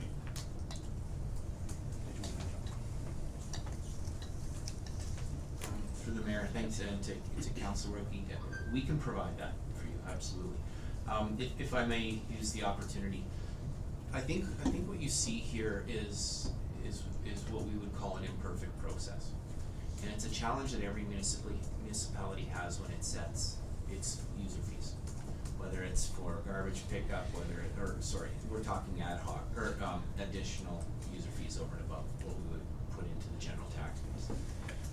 And most municipalities for the last 50 years have done what we would equate to this. And we refer to our neighbors and other municipalities as the benchmark of right and say, well, we really wouldn't wanna be the highest on that list. But we don't wanna be the lowest either. And we wanna be business friendly. But we also wanna make sure that the burden for some of these fees isn't put on the general tax base, because there really is individual benefit in many of these instances, not broader collective public benefit.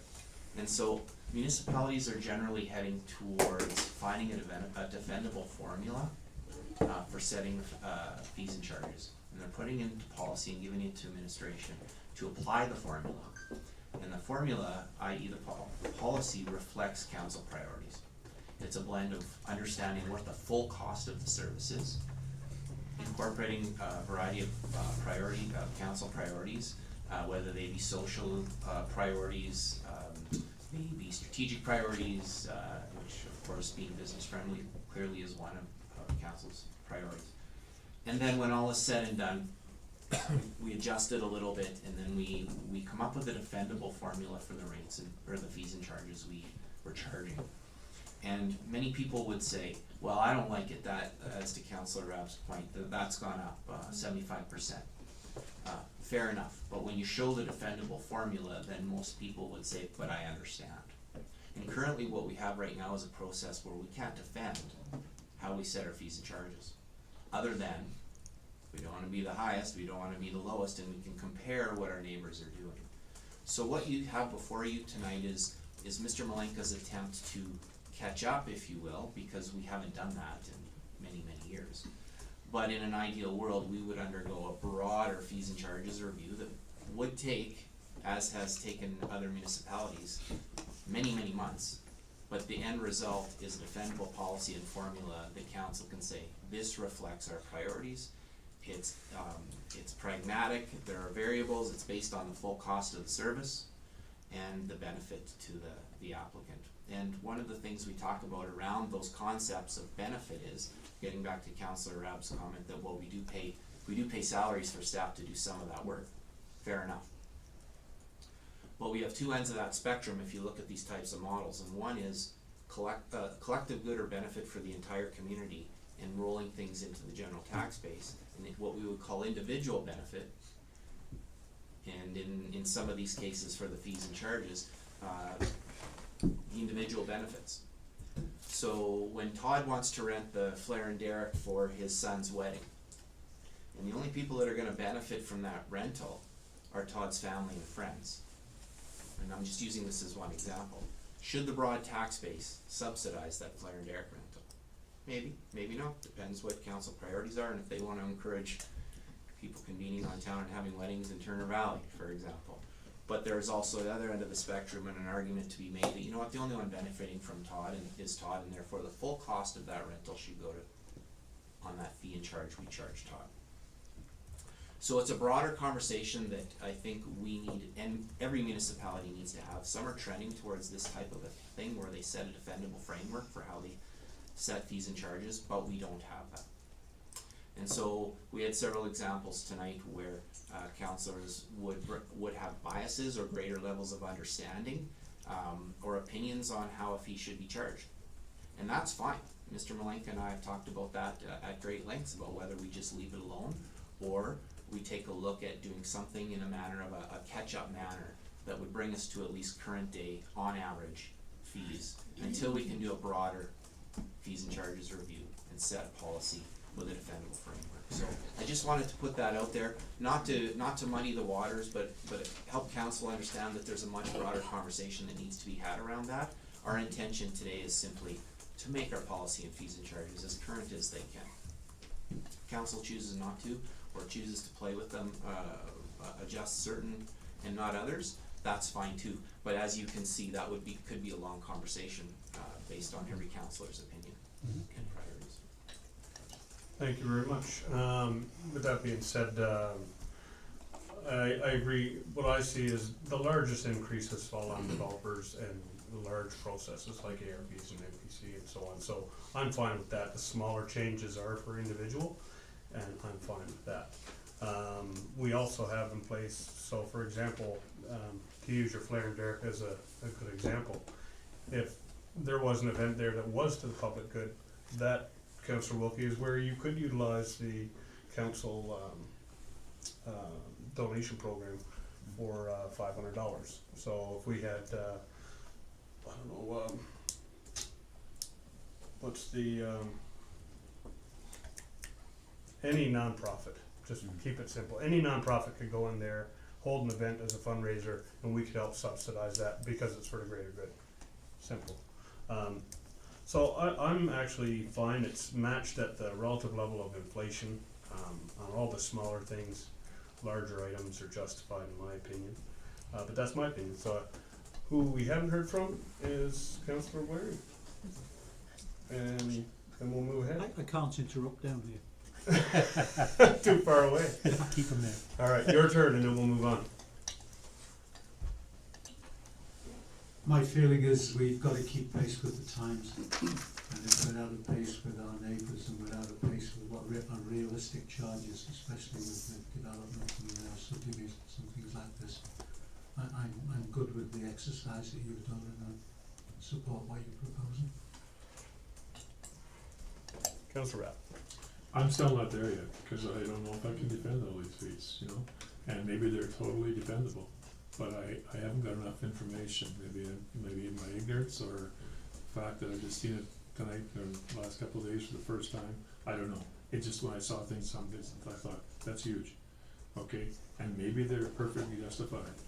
But I kinda like Councillor Wilkie's point when he said, maybe we need a little bit of time to think about this, maybe tonight's not the night to accept it. We can't, of course, reject the motion, otherwise we lose it for 6 months. I'm not suggesting that, but I don't wanna get it in the back burners, but I think that maybe we need a little bit more time to think about it and digest this and come back at the next meeting. That's my opinion. Thank you, Councillor Rapp. Okay, we've got some options recommended. Option 1 is amend the policy. Option 2, alternate direction. Council or administration's recommendation is amend as presented. I'll give you option 1. Okay. Council Amendment Policy MP A0200 bracket office fees bracket as presented. I'd like to ask for recorded vote. Duly noted. Councillor Holiday.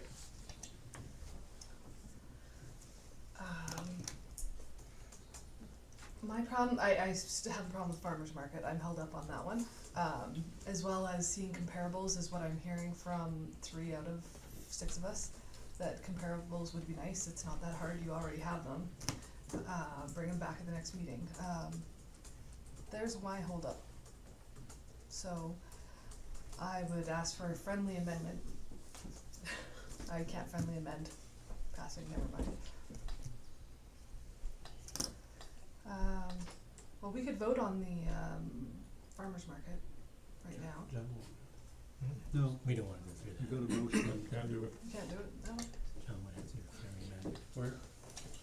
Well, I trust that administration have done their work properly, and the figures that they're giving me are correct, and I don't want to check their math. That's not my job. So I stand by the motion. Okay, thank you, Councillor Ryan. Councillor Gordon?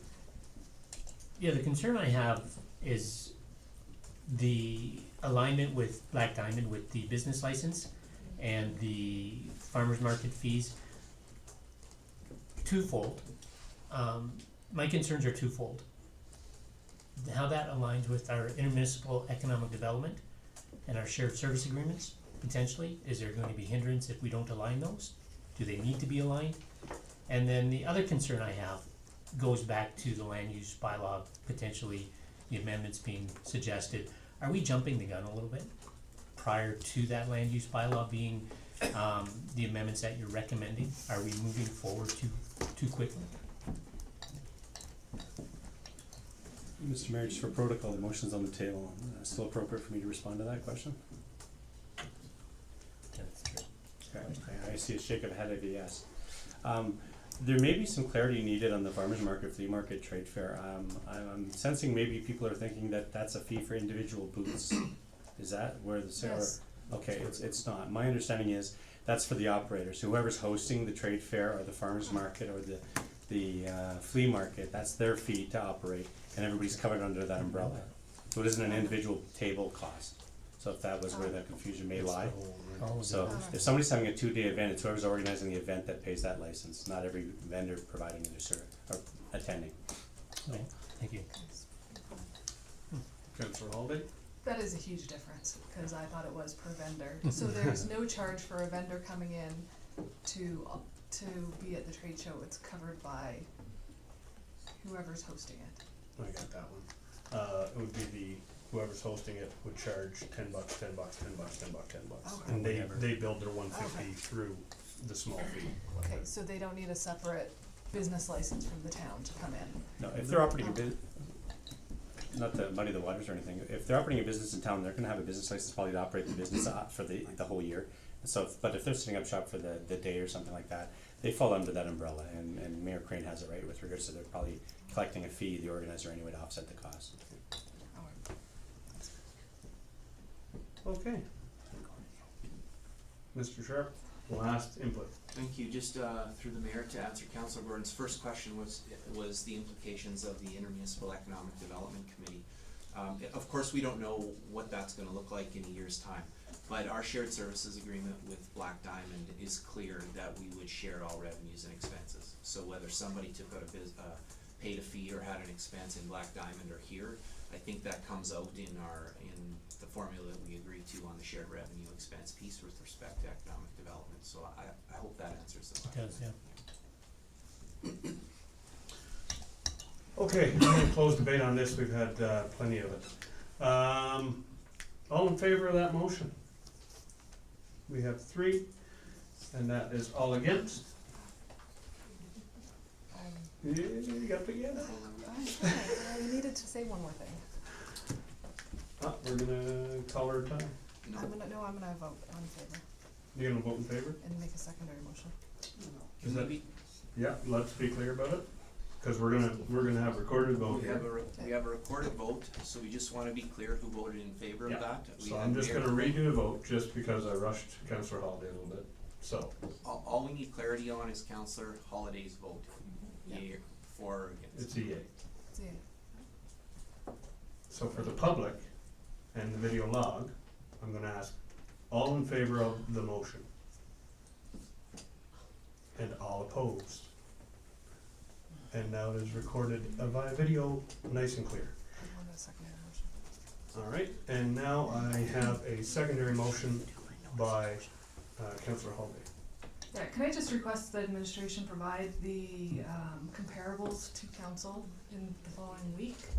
This is just a policy, it's not a bylaw, we don't wanna kill it for 6 months because things like the fire services need to be changed, we're not charging enough or don't have some things right. So I'd hate to hold up the process and put it back 6 months by opposing this, but we did want some people that wanted to see the comparables, so that's why I voted in favor of it, because we can still get the comparables. If there's something that we see, once we've seen the comparables that's out of line, it's so easy to change a policy. It's not a bylaw, no public hearings, we can amend it.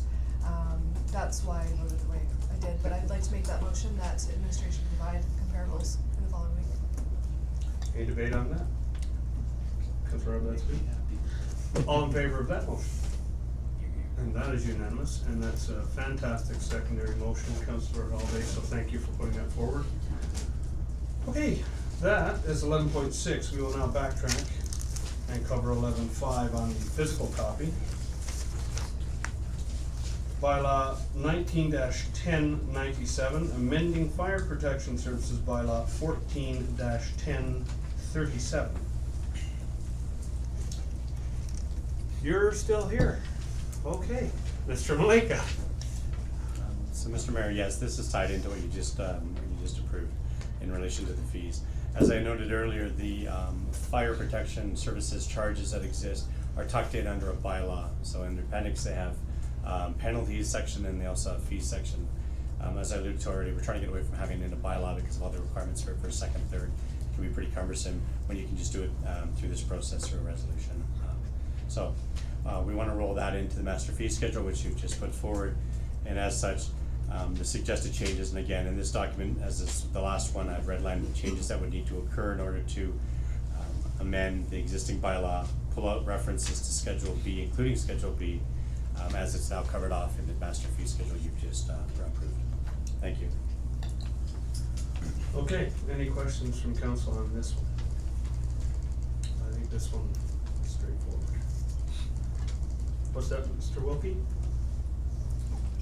I will make the motion. You will make the motion. Would you like to read that motion? I know, now you gotta find it in. No, I have to find it. There you go. Oh, just whiz up 20 pages.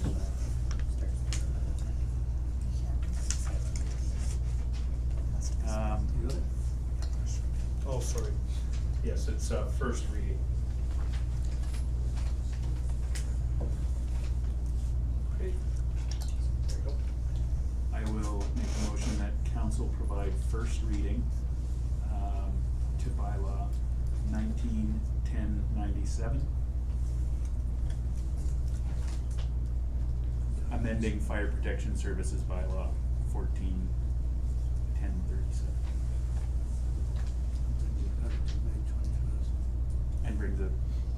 And brings it back to the May 21st meeting for second and third reading. Sorry. Perfect. I'm new. Excellent. Well I done. was saying you could have. Any comments? All good?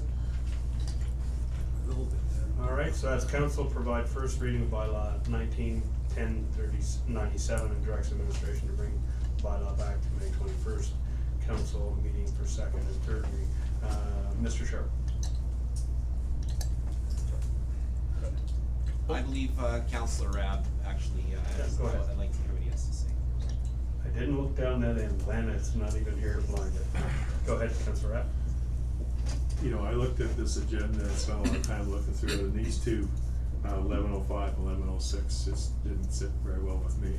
You talk about changing this bylaw, just an amendment of the bylaw, and yet I see two copies of 14, like the amendment really is just the amendment to the thing, but I see two copies of 14-1037.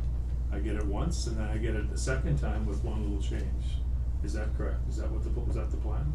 Or you change the whole bylaw number? You understand what I'm saying? Go ahead, Ms. Malika. Sir, so through the mayor, just for procedural purposes, we have a current bylaw 14-1037, which is the fire protection bylaw.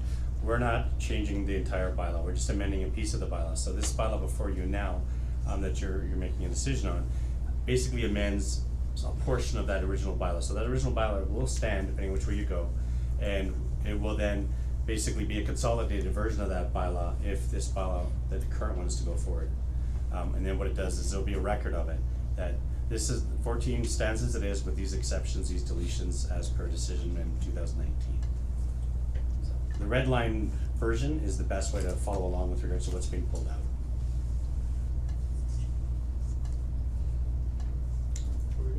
Oh, you want to hit your button there, Malika? My apologies. Sorry. Go ahead, Councillor Rapp. Well, my second part to that then is, if we're going to amend the bylaw, we may as well have a look at the bylaw, which I did. And I'm confused on this, page 5 of the bylaw. It says, you know, you got it there, so I have to read it. Couldn't just pass without, I wouldn't be comfortable doing that. So on page 5 there, confuses me, so please give me some clarity. It says burnable debris means wood material. Then you go down to wood material, but it does not contain wood preservatives. Wood material which does not contain wood preservatives or laminates. And you keep on going down there till you get to point number 6, preservatives. Like, that makes no sense. Burnable debris means wood material for construction or demolition of a building which does not contain wood preservatives. Wood material does not contain wood preservatives or laminates. And then you go down and all of a sudden you get to point number 6 and it says preservatives. I don't know, that makes no sense to me. So, and I may as well go to the, there's one other thing that sticks in my craw. If we're tidying up a bylaw, it was right, I think, we're gonna make amendments on page 14 of that same first bylaw, on page my 14, could be your 122 or whatever, I'm not sure. But page 14, it says, at 10.2, so 10.2, it says, a fire ban issued by the chief fire shall be enforced until such time as the fire ban has been lifted by the chief fire. I'm kinda thinking that could be fire chief rather than chief fire, but, I mean, if you're gonna tie it up, let's tie it up.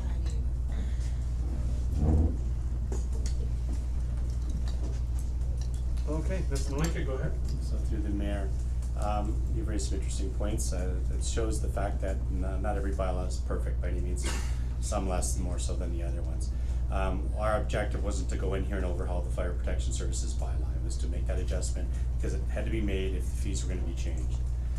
Presently, council had just approved in a policy, the procedural component of a schedule that includes putting the fees into that effective June 1st. So my suggestion, since that's already in play, that one option might be for council if they'd like to have the entirety or the remaining entirety, because we've just, we'll be looking at doing the revisions here. That's probably something that's not likely gonna be coming forward by June 1st, obviously. So what you may wanna be doing is a possibility is put forward a motion to direct the fire department administration to do a complete review of that bylaw if so deemed necessary. And they can bring further amendments to that bylaw, which therefore wouldn't hold up what you just passed in terms of fees and schedules. Thank you, Mr. Malinka. Any other comments on that one? Councilor Wilkie. Sorry, just same approach on this, the fees within this section as was taken with the other sections of the office fee schedule, same comparable group, similar, approach to how you pick the fees. Is that a fair characterization? Mr. Malinka. Through the mayor, to some extent. Now keep in mind, on the evaluation for the fees for the fire department and the fire fees, I was not involved in it. I coordinated and worked alongside the fire chief and the deputy fire chief. They did the analysis. Again, my professional planning experience is on planning and development, theirs is on fire. So we coordinated with regards to them doing their fee comparison. What they used is Black Diamond, Foothills County, our adjacent neighbor, because we have various agreements with them in regards to cost sharing, et cetera. And that's what they used. They didn't go and do the same analysis or high level that I did. But they did do that comparison and they were comfortable with that. Again, fire department for BD is behind and they're chomping at the bit to do their fees. So I guess we got the jump on them in that respect. So they're anxiously waiting to see what we do, if anything. Okay. Excellent, thank you. Councilor Deputy Mayor Holiday. Since it's coming back, I don't think that correcting small errors like spelling, chief fire and fire chief, that shouldn't be difficult. I'd hate to see staff time wasted on an overhaul review when we're just asking for some spelling errors. Like the preservatives thing, it was on the wrong line. Isn't that easy enough to clean up before it gets brought back? Through the mayor I appreciate those comments. For what it's worth, the bylaw's been in place since 2014. This particular bylaw maybe hasn't changed prior to that much.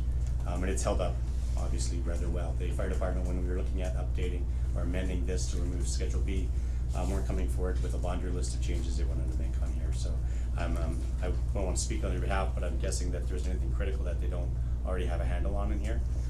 If there's some typos or what have you, at the end of the day, we have to bring the bylaw forward for the mayor and the CO to stamp. If there's some simple typos, we can correct that and it doesn't change the intent of the bylaw, there shouldn't be any harm in it. Thanks. That's fine. Anybody else want to comment? I'll just comment to the fact that the fire hall, the fire department is extremely thorough when they do vet their things, and not too concerned about the grammaticals, we'll catch that. So otherwise I'm quite happy with it. So, can I get a motion? Oh, that's right, Councilor Wilkie did. All in favor? There we go. That is 11.5, so we'll see that again 2 weeks from now. Mr. Sharpe. Mayor Queen, could I suggest we take a 5-minute recess, comfort break? I would think that is totally appropriate, so we will take 5 minutes. Can I get a motion for that, 5 minutes? How many did you say? Reconvene at 8:50. Boston won 3-0. There you go. Who won? Boston won 3-0. Boston won 3-1. 3-0. 3-0. 3-0. There you go. Ooh, they're on Nice. to the final. Gotta be a Within football sharp, player, it's 3-0. Then 0-0 at the end of the first. Okay, here we go. 11.7, authorization of the 2019 tax rate. Administration, Mr. Sharpe, would you like to lead the discussion here into the mill rate setting? Thank you, Mayor Crane. As you know, each year, the municipality needs to set the tax rate for the purpose of collecting the tax revenue to offset expenses within the municipality. It includes, within that municipal tax rate includes the provincial education requisition and the West Winds Communities requisition. In 2018, property assessment rolls for this tax year, or excuse me, in 2018, the property assessment roll for this tax year increased overall by 0.27%, with a trend of an overall decline in property assessment values of 1.1%. That's just some background information for you. The current year's mill rate is 7.6666, and it applied to this year's assessment roll will result in tax revenue surplus of $14,000. So, in a nutshell, 7.6666 shaves the ice cube right to a point where we break even on the operating budget. Therefore, staff's recommendation for 2019 is that the mill rate remains the same as 2018 levels, with any sort of surplus that may be realized, albeit small, be moved into reserves at the end of the year. Okay, thank you. Councillor Gordon, you can lead us off.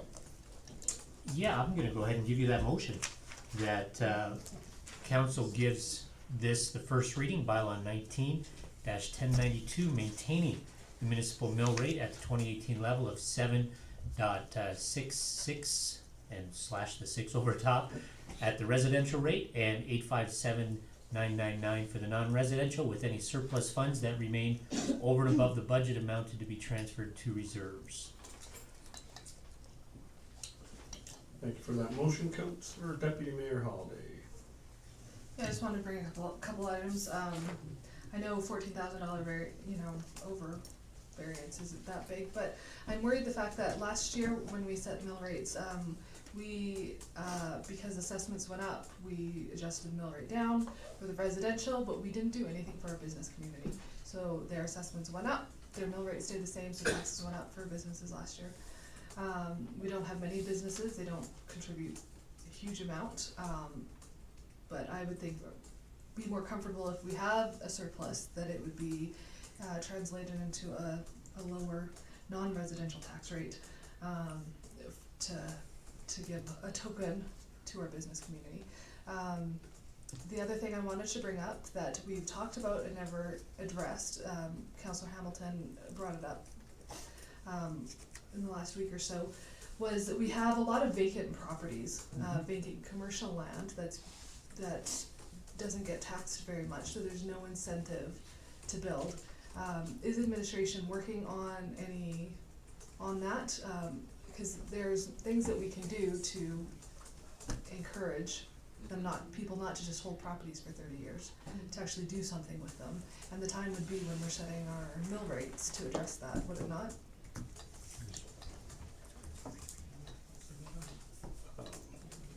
We're gonna let Todd. Sure. Go ahead. So through the mayor to Councillor Holiday, or Deputy Mayor Holiday, we're not currently working on anything to address those vacant commercial properties as we speak today. Addressing that at this time is fine, but there would be a lot of administrative work that would go into discovering or determining a formula with that. We can continue through direction of council, formal direction of council, outside of the tax rate bylaw, start the work on that. I think that would be fine, but I would caution council to mix the two this evening. We have some deadlines we need to meet with respect to that, and if council would like to provide further direction to administration to work on that separate project, I'm all ears. Councillor Waring, thank you, Mr. Sharpe. Yeah, with the change of the Act, we can increase the mill rate on properties that have been part of a development plan that's not gone forward, to encourage the landowners to sell the land at more reasonable prices. It was my understanding from discussions we had last year that we were going to try to introduce that this year in the mill rate. Now, I wasn't expecting to see the mill rate tonight, to be honest. I was hoping we'd have had that discussion before the mill rate came to council, and that was one of the things I was looking for this year. Okay, noted.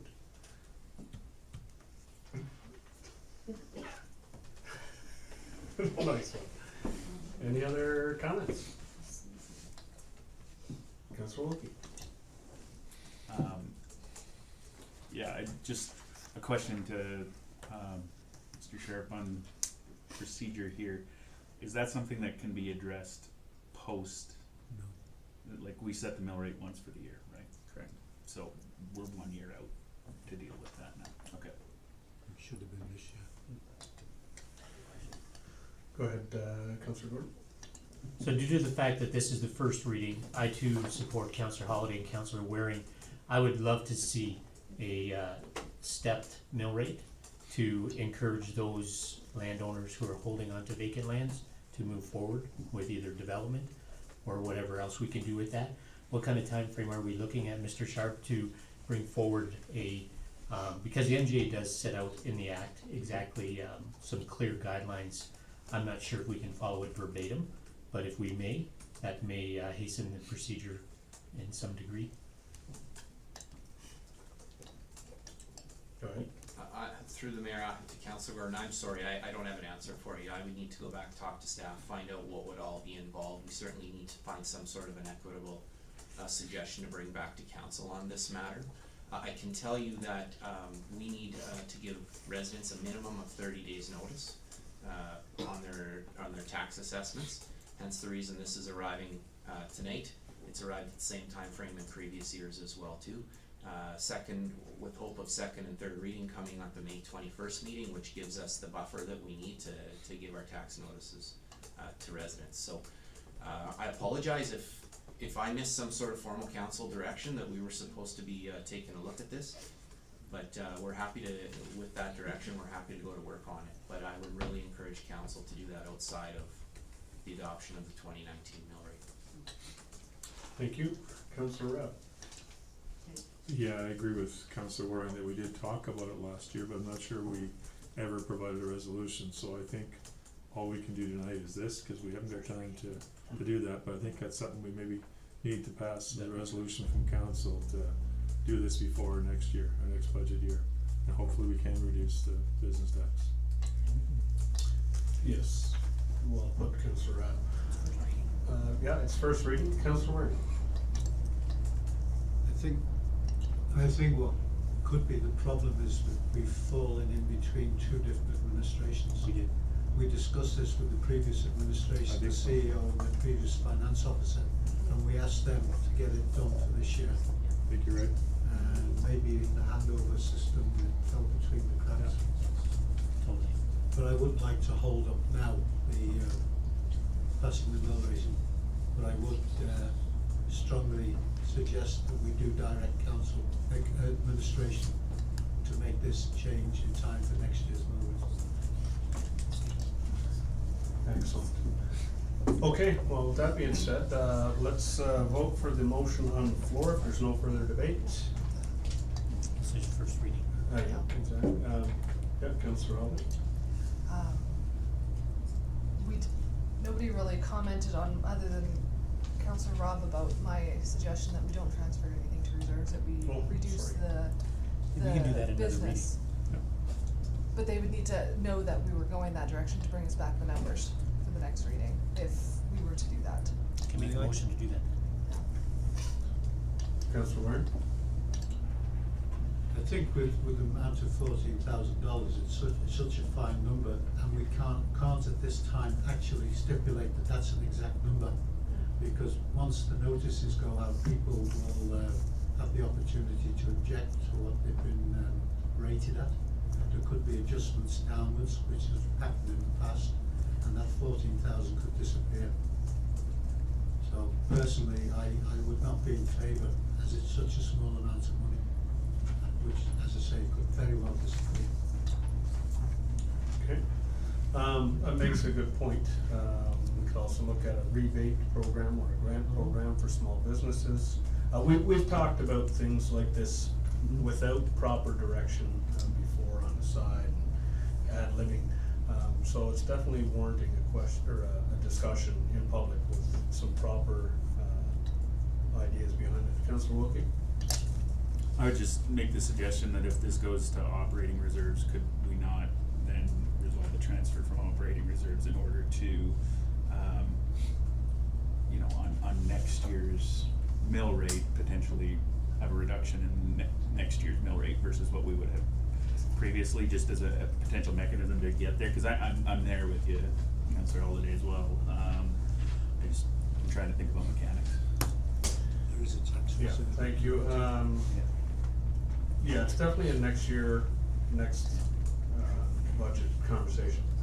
Mr. Sharpe, and then we'll go to Deputy Mayor Holiday. Sure. Through the mayor, I lost my train. Welcome to old age, my friend. I apologize. I think to avoid any sort of solution finding at the table here tonight, and knowing that administration is gonna take a look at this, and we're hearing Deputy Mayor Holiday and some of the sentiment of other councillors at the table, maybe the proper way to do this is through a notice of motion, where we can have the time to do the homework. If the notice of motion comes forward properly, and then subsequently motions passed by council to do something for that segment of the taxpayers that you feel are important, then we can do it in a proper manner, not, you know, at the table at the 11th hour. Thank you. Councillor Holiday. I think the information that we need is to know what has happened with business tax rates over the last few years. How much their assessments have gone up, what the mill rate's done. Cause we're looking for the dollar value that everyone's been paying, and the changes. We know we've held the residential, but we haven't at all paid attention to the commercial. So if you could bring maybe that, some information to the table for us, that would be great. Notice of motion would be in time for this year's thing, so. But I'd like some information to know if it's even worthwhile pursuing. Councillor Gordon? So, just to clarify, if we do make a notice of motion, if that would be made to see how we could encourage and kind of thank our local businesses for continued investment in our community from an economic perspective, would that notice of motion direct you for perhaps some kind of a rebate or a grant that could be given them in lieu of a reduced mill rate? Would that be effective?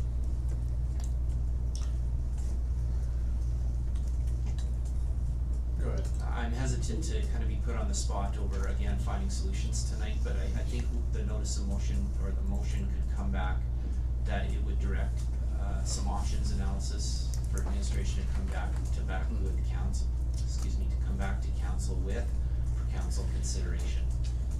But we would have an opportunity to clearly define what the direction is and what you're looking for. Yep. Thank you. I think we're going a little too in the weeds here, so I'm gonna hold it up there. What we have is we have a motion in front of us to set the mill rate. We will formally present a notice of motion with the discussion we've had. We can vet that out for the next agenda and bring it forward then with some input from yourselves along the way. So, last comment, and then I'm gonna vote. Sure. Sorry to hold things up just for Deputy Mayor Holiday's benefit. The mill rate for the business side, or for commercial, has stayed the same the last 3 years. Yeah, what have their assessments done though? Assessment All went the down this property year. assessments. Property assessments, what, yeah. Assessments went down, according to. Went down this year. Instead of went down this year, both residential and commercial. Yeah. I think what we're hearing is That's we wanna cool. help our business, so we're gonna look into that, and that's what we're gonna do next time around. Right now, who made the motion? I Wilkie? did. Gordon? All in favor of Councillor Gordon's motion? Excellent, that's unanimous, thank you. And we'll see that again in 2 weeks. Thank you. Old business, council representation on boards and committees. Okay, this is for the benefit of Councillor Wilkie. We are gonna set him up with his committees. So let me just have a quick gander here. So the big change here is MPC. I will step down from MPC. And I will give that position to Councillor Wilkie. You have it right there? Sure, perfect. And then he will assume secondary position on the Emergency Management Committee, which is the Emergency Advisory Committee now, it's renamed, right? And replacing Councillor Hamilton, so that'll be myself, Councillor Gordon, and Councillor Wilkie sitting on that. And Councillor Wilkie will assume the primary position on the Parks and Pathways and Recreation Committee. And there was a little bit of discussion, so Councillor Rabb, I'm gonna let you clarify your position on this. We have the ability, under the TORs, to have two representatives of council on that committee. You are the primary, what would you like to do? I would like to get Councillor Wilkie to be the primary. Okay. And I think there are provisions for two primaries on parks, but that's the way it was, and then it got changed to one. So to go through a big kerfuffle to go to two, I would be willing to give Councillor Wilkie the primary, and I will join Councillor Waring, as the alternate. And I'm gonna miss that committee, I enjoyed it, so I think I'll still come, but and maybe we can revisit this in November when we look at our new committees, and we can talk about that at the future. Does that sound fair, Mr. Sharpe? You're the ones that was responsible for that, I think. We appoint. Oh, that's right. That's all But we us now. appoint, but I'm not sure about the Yeah. number. It's a minimum Is- of one councillor Yeah. on the committee, so it can be more than one. But I'm prepared to Normally go only- secondary. Good. We always had two before. Well, we're November gonna go we'll with have two- one now. We'll have two again in the fall when we There you go. do it. So, okay, so just to be clear, council will appoint Councillor Wilkie to the MPC board and remove Mayor Crane as a primary. No. Right. Oh, sorry, Paul. From Shut myself. up, John.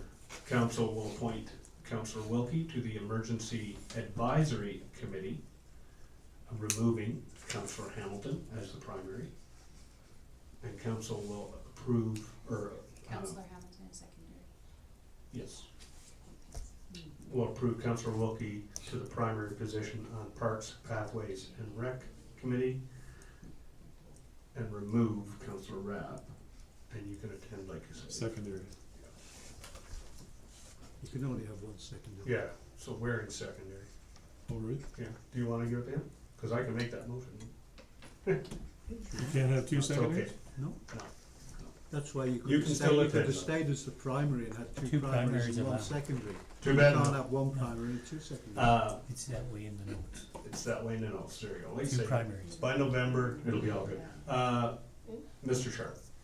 Mayor Crane, we're gonna read a motion to you Sure. for council if you guys are finished your discussion. Yep. I'm not- Oh, sorry, Councillor Hawley. Sorry. I just wanna say that intermunicipal joint steering committee needs to have two, and there is only one, because it used to be Mayor Roundtree and Crane here that were on it.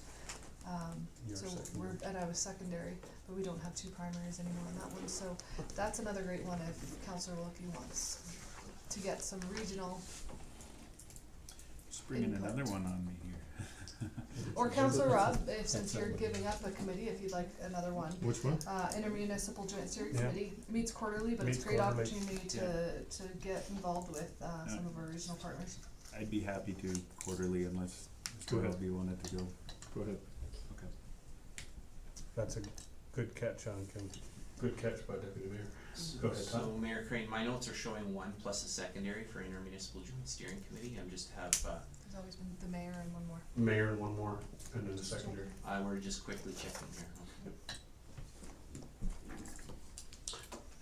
But otherwise, yeah, that is a good one. It meets quarterly, deals with, all the regional, partnerships we have as well. At some point, the ICFs. Yeah, it actually says two in intermunicipal secondary. frameworks are gonna be dealt with, so that'll fall in there as well. Okay, what have we decided? You're correct. What does it say for It parks? says 2 and 1 in the column on the right. Says one for parks, minimum one? You're out Yes. now. Parks is Here, minimum, you can't even beg your way back. Well, I thought I could beat secondary, but let's Okay. get it there but too. the bylaw for the intermunicipal joint one says 2 regular voting members from the town. There you go. Okay. Would you like to read back our appointments and we'll vote on it?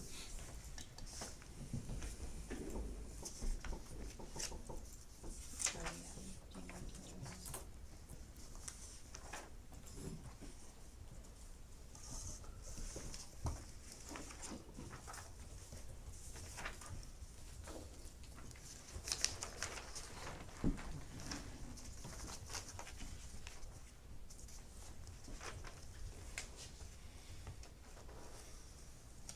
Okay, so council adopt the revised Schedule A to appoint Councillor Wilkie to one of the primary positions on the Municipal Planning Commission, with Mayor Crane stepping down. Councillor Wilkie will assume the secondary position on the Emergency Management Committee, replacing Councillor Hamilton as secondary. And Councillor Wilkie will assume the primary position on Path, Parks and Recreation Committee, removing Councillor Rabb. Adding intermunicipal joint steering committee, Councillor Wilkie will take that primary position. Perfect, if you could just change the word management to advisory, your emergency, Right. it's not that, well, no, okay. Yeah, it hasn't technically. Yeah, I guess 2 weeks, okay, alright, leave as is and we'll get it in November. We'll have to change it. It'll be legit for now, Yeah. so, okay.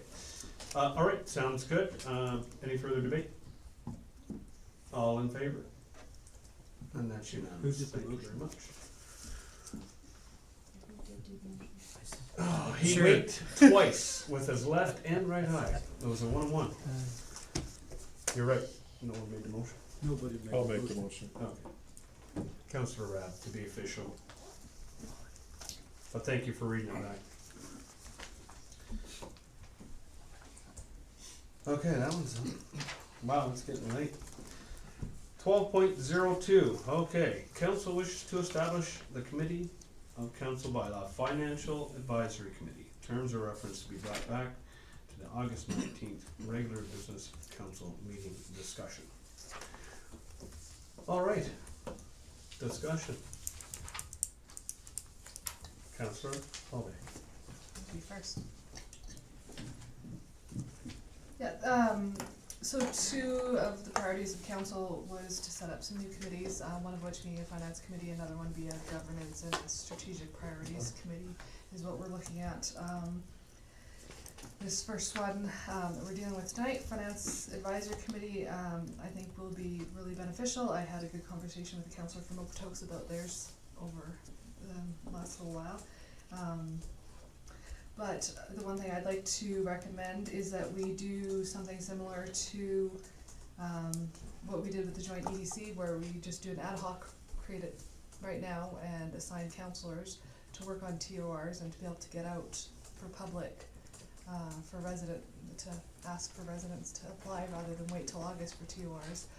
Let's get who wants to be on this committee picked, and get the application marketing out for residents to be on it, is my personal opinion, to get the ball rolling on it. It's something we've talked about for the last year and a half, so I'd like to see it move forward quite quickly. So, Thank you. Councillor Wilkie. Yeah, I put my hand up obviously for that committee as a first thing. The one thing I would question is, are we getting, is it advantageous to get ahead of it before August? Are we really losing anything if it waits until August and comes back with terms of reference at that point and we can adopt quickly at that point? That would be my consideration around doing it now rather than later. But I echo, I think this is a critical piece of governance and something that I would be looking very forward to participating in. Okay. Councillor Gordon. Yeah, just based on the time frame of getting the IEDCs up and running with the bylaw and and the terms of reference, I think in August 19th is a realistic date. You can't ask for members at large to join the committee until the bylaw is established anyway. So that would be kind of putting the cart before the horse a little bit. So I think in August 19th is a realistic time frame to make sure it's done right and make sure that it's a really proper bylaw. Okay, thank you. Councillor Howlett again? So, do you agree it would be advantageous to have the people that are going to be on the On committee the ad helping hoc? with Immediately. an ad hoc immediately? Immediately. Okay, so yeah, you're right, if you can't do residents, that's fine, but if we can pick the counselors to help work on the TORs, that would be great. Yeah, I can agree with that. Okay, yeah, I see that point. Councillor Rudd? Yeah, I did a lot of work on this about a year or so ago, and then it just kind of fell by the wayside, so, I know there's good terms of reference. Okotoks has got one, I believe Canmore has one, and there's a place up northeast of Calgary that has one. There are 3 good sets of, terms of reference, and I certainly would be willing to sit in this committee for sure. Okay, Councillor Berry, any thoughts? I agree, you should start with it. I agree, we should use the same format that we use for the Intermunicipal Economic Development Committee. Get the people on board who are going to be involved, let them sort out what it is they want to do, then they can work together to get the members at large as necessary, and then off you go. I'd love to be on it, but I know enough to do. I think everybody up here is saying no on it. Go ahead, Councillor. Yeah, because technically it's not a committee, it'd be a working group.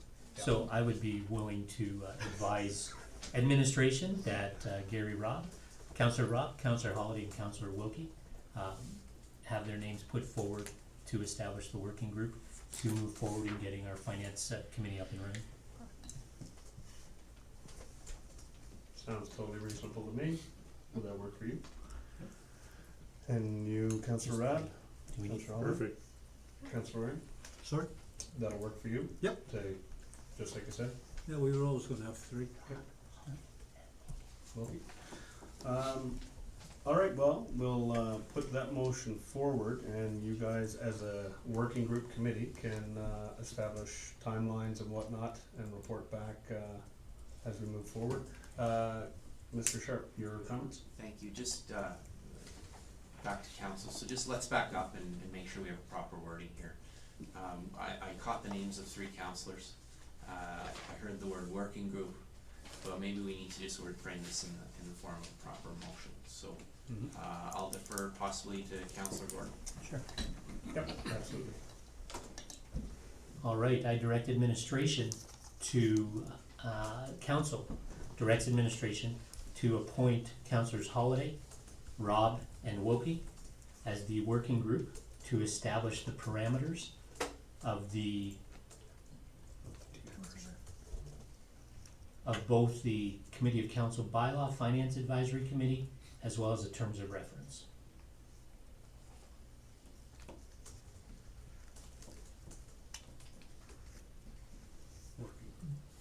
So council directs administration to appoint councillors Holiday, Robb, and Wilkie as the working group to establish the parameters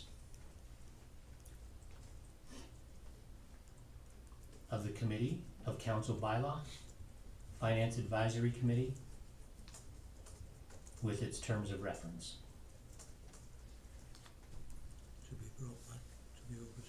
To be brought back to the August 19th regular business council meeting.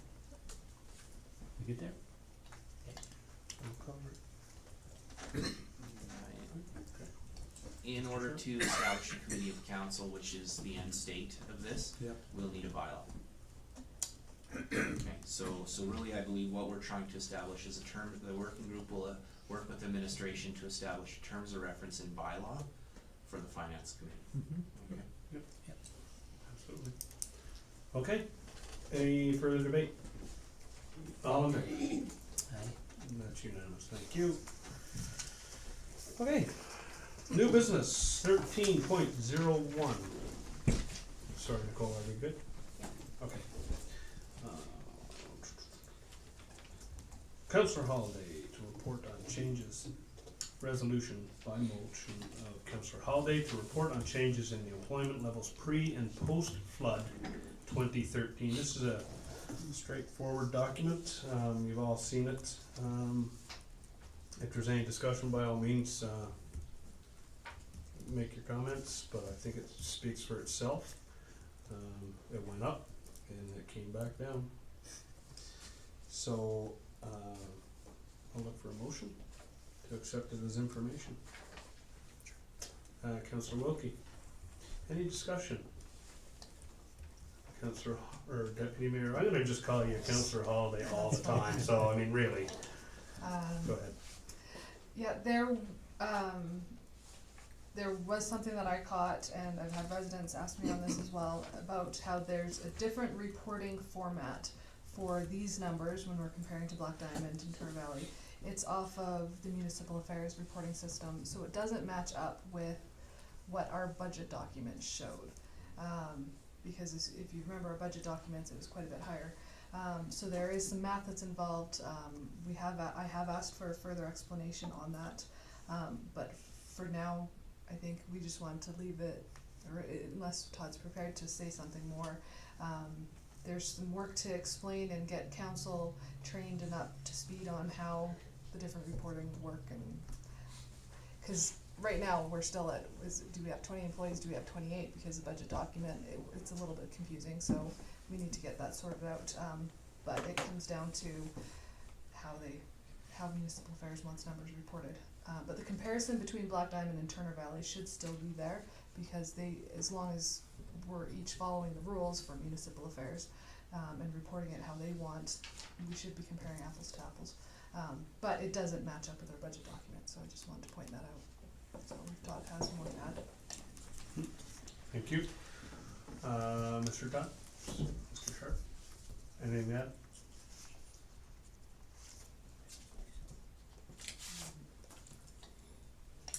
So I have a verbal explanation, but I think it's gonna add confusion. I think what I would prefer to do is send something back in either in a short presentation to council at the next meeting, or it's something in writing that would help outline that, because the confusion lies in, as Deputy Mayor Holiday had said, in the requirements that the province asks for us in the reporting, the definition of a full-time equivalent, the seasonal and part-time staff that we have. And so when all of that adds up, I can see why it would be confusing. So I have the explanation, but I think for those not looking at the document and those not familiar with what we're talking about, it would just add more confusion. So I'm happy to come back and make a 5-minute presentation to council with that. That's fine. Perfect. I really appreciate that, because the last thing I wanna see is council having the guessing game. The important part here is that everyone is playing by the same rule book when we look at the comparisons when it is reported. So having it presented clearly and definitively will help the public as well as council understand the process. So thank you. We will look forward to that. Any further question before I call the question? All in favor? Excellent. Okay, that's 13.2. Letter of interest application for municipal community generation challenge. Councillor Rab, this was presented at, sorry, I'm gonna give it to Todd, and then you can comment to council. Mr. Sharpe? I wasn't there. No, I will.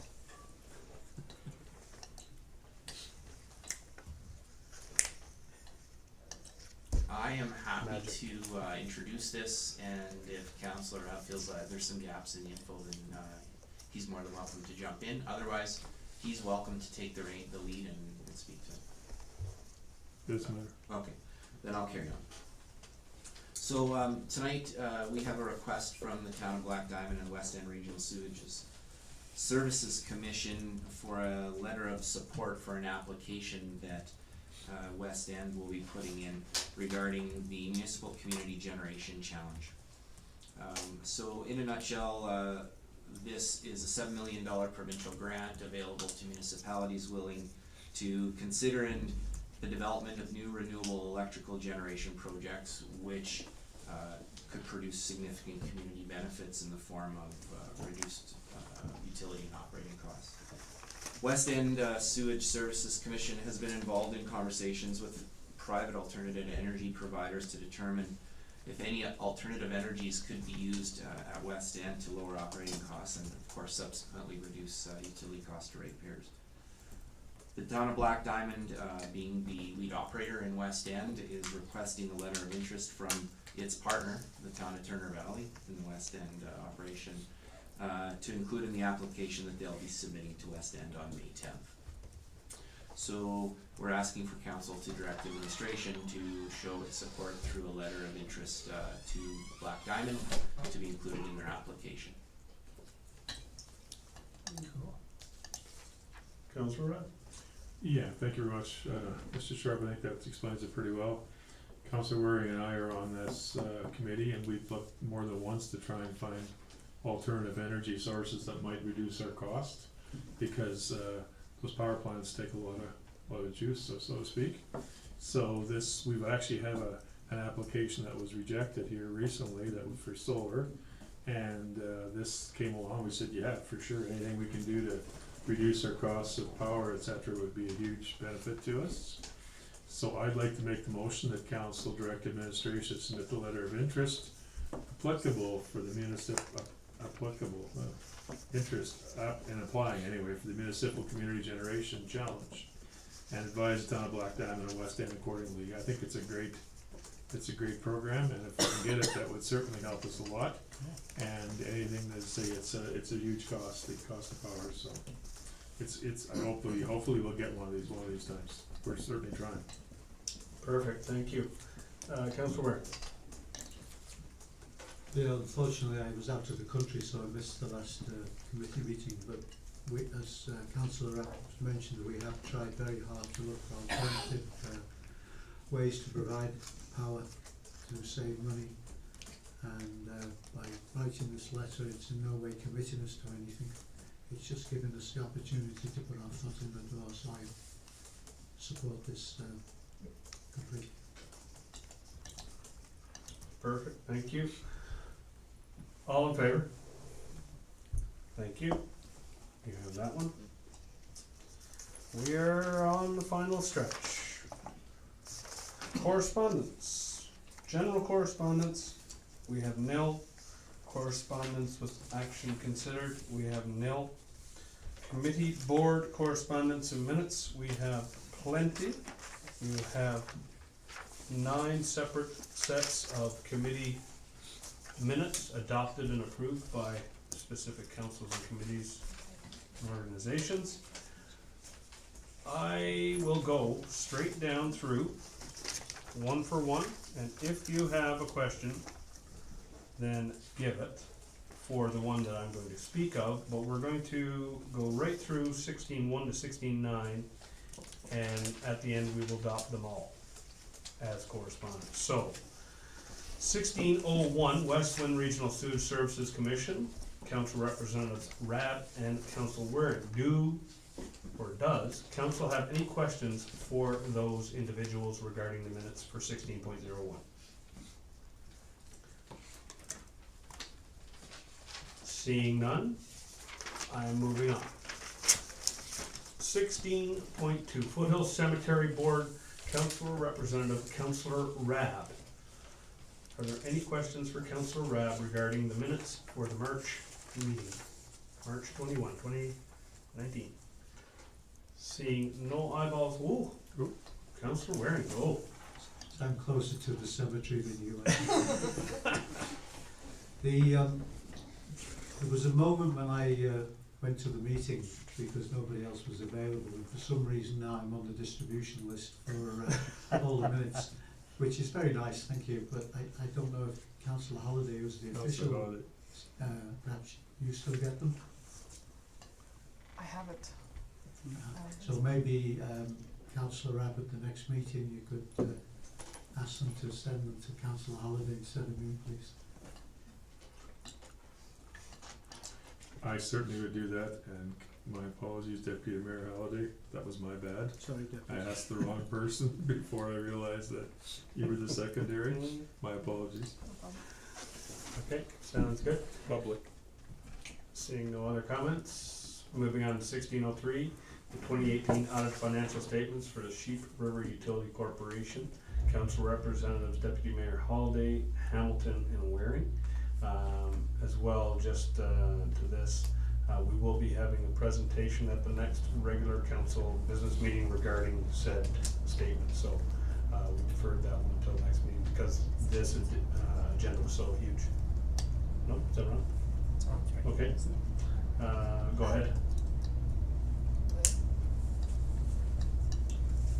We will be getting a presentation, it's not about the audited financial statements, it's more about the general operations of Sharpe. So it should be very good, so Okay. thank you. Perfect. Councillor Waring. The audited financial statements are on the Shrub website, so anybody who wants to see them can access them on the website. Excellent. Good to know. In case you didn't hear, the audited financials for Shrub are on the website, so it can be checked. That's the Shrub website. Shrub website. There we go. Okay, seeing no further questions there. 16.4, Sheep River Regional Utility Corporation representatives. Is that? did we It's get the it? minutes. Oh, it's the minutes, okay, sorry. So the minutes for the February 21st meeting. Any comments? 16.5, Community Futures, Councilor Gordon and Rab. Minutes for July, March, and February. AGM. Any comments? Seeing none. 16.6, Parks and Rec, Council Reps Rab and Waring. Not anymore. Not anymore. And that was Wasn't for the that March 12th meeting. So there's the minutes there. No, Councilor Rapp, go ahead. Yeah, I just wanna point out that, we're looking at Riverside Park enhancement, and we were hoping that would come up in a capital budget considerations this spring, so just FYI. Good call. Okay. Thanks for comments. 16.7, Foothills Regional Services Commission Landfill, Council Representative Deputy Mayor Halliday and Councilor Hamilton. March 19th minutes. Any questions there?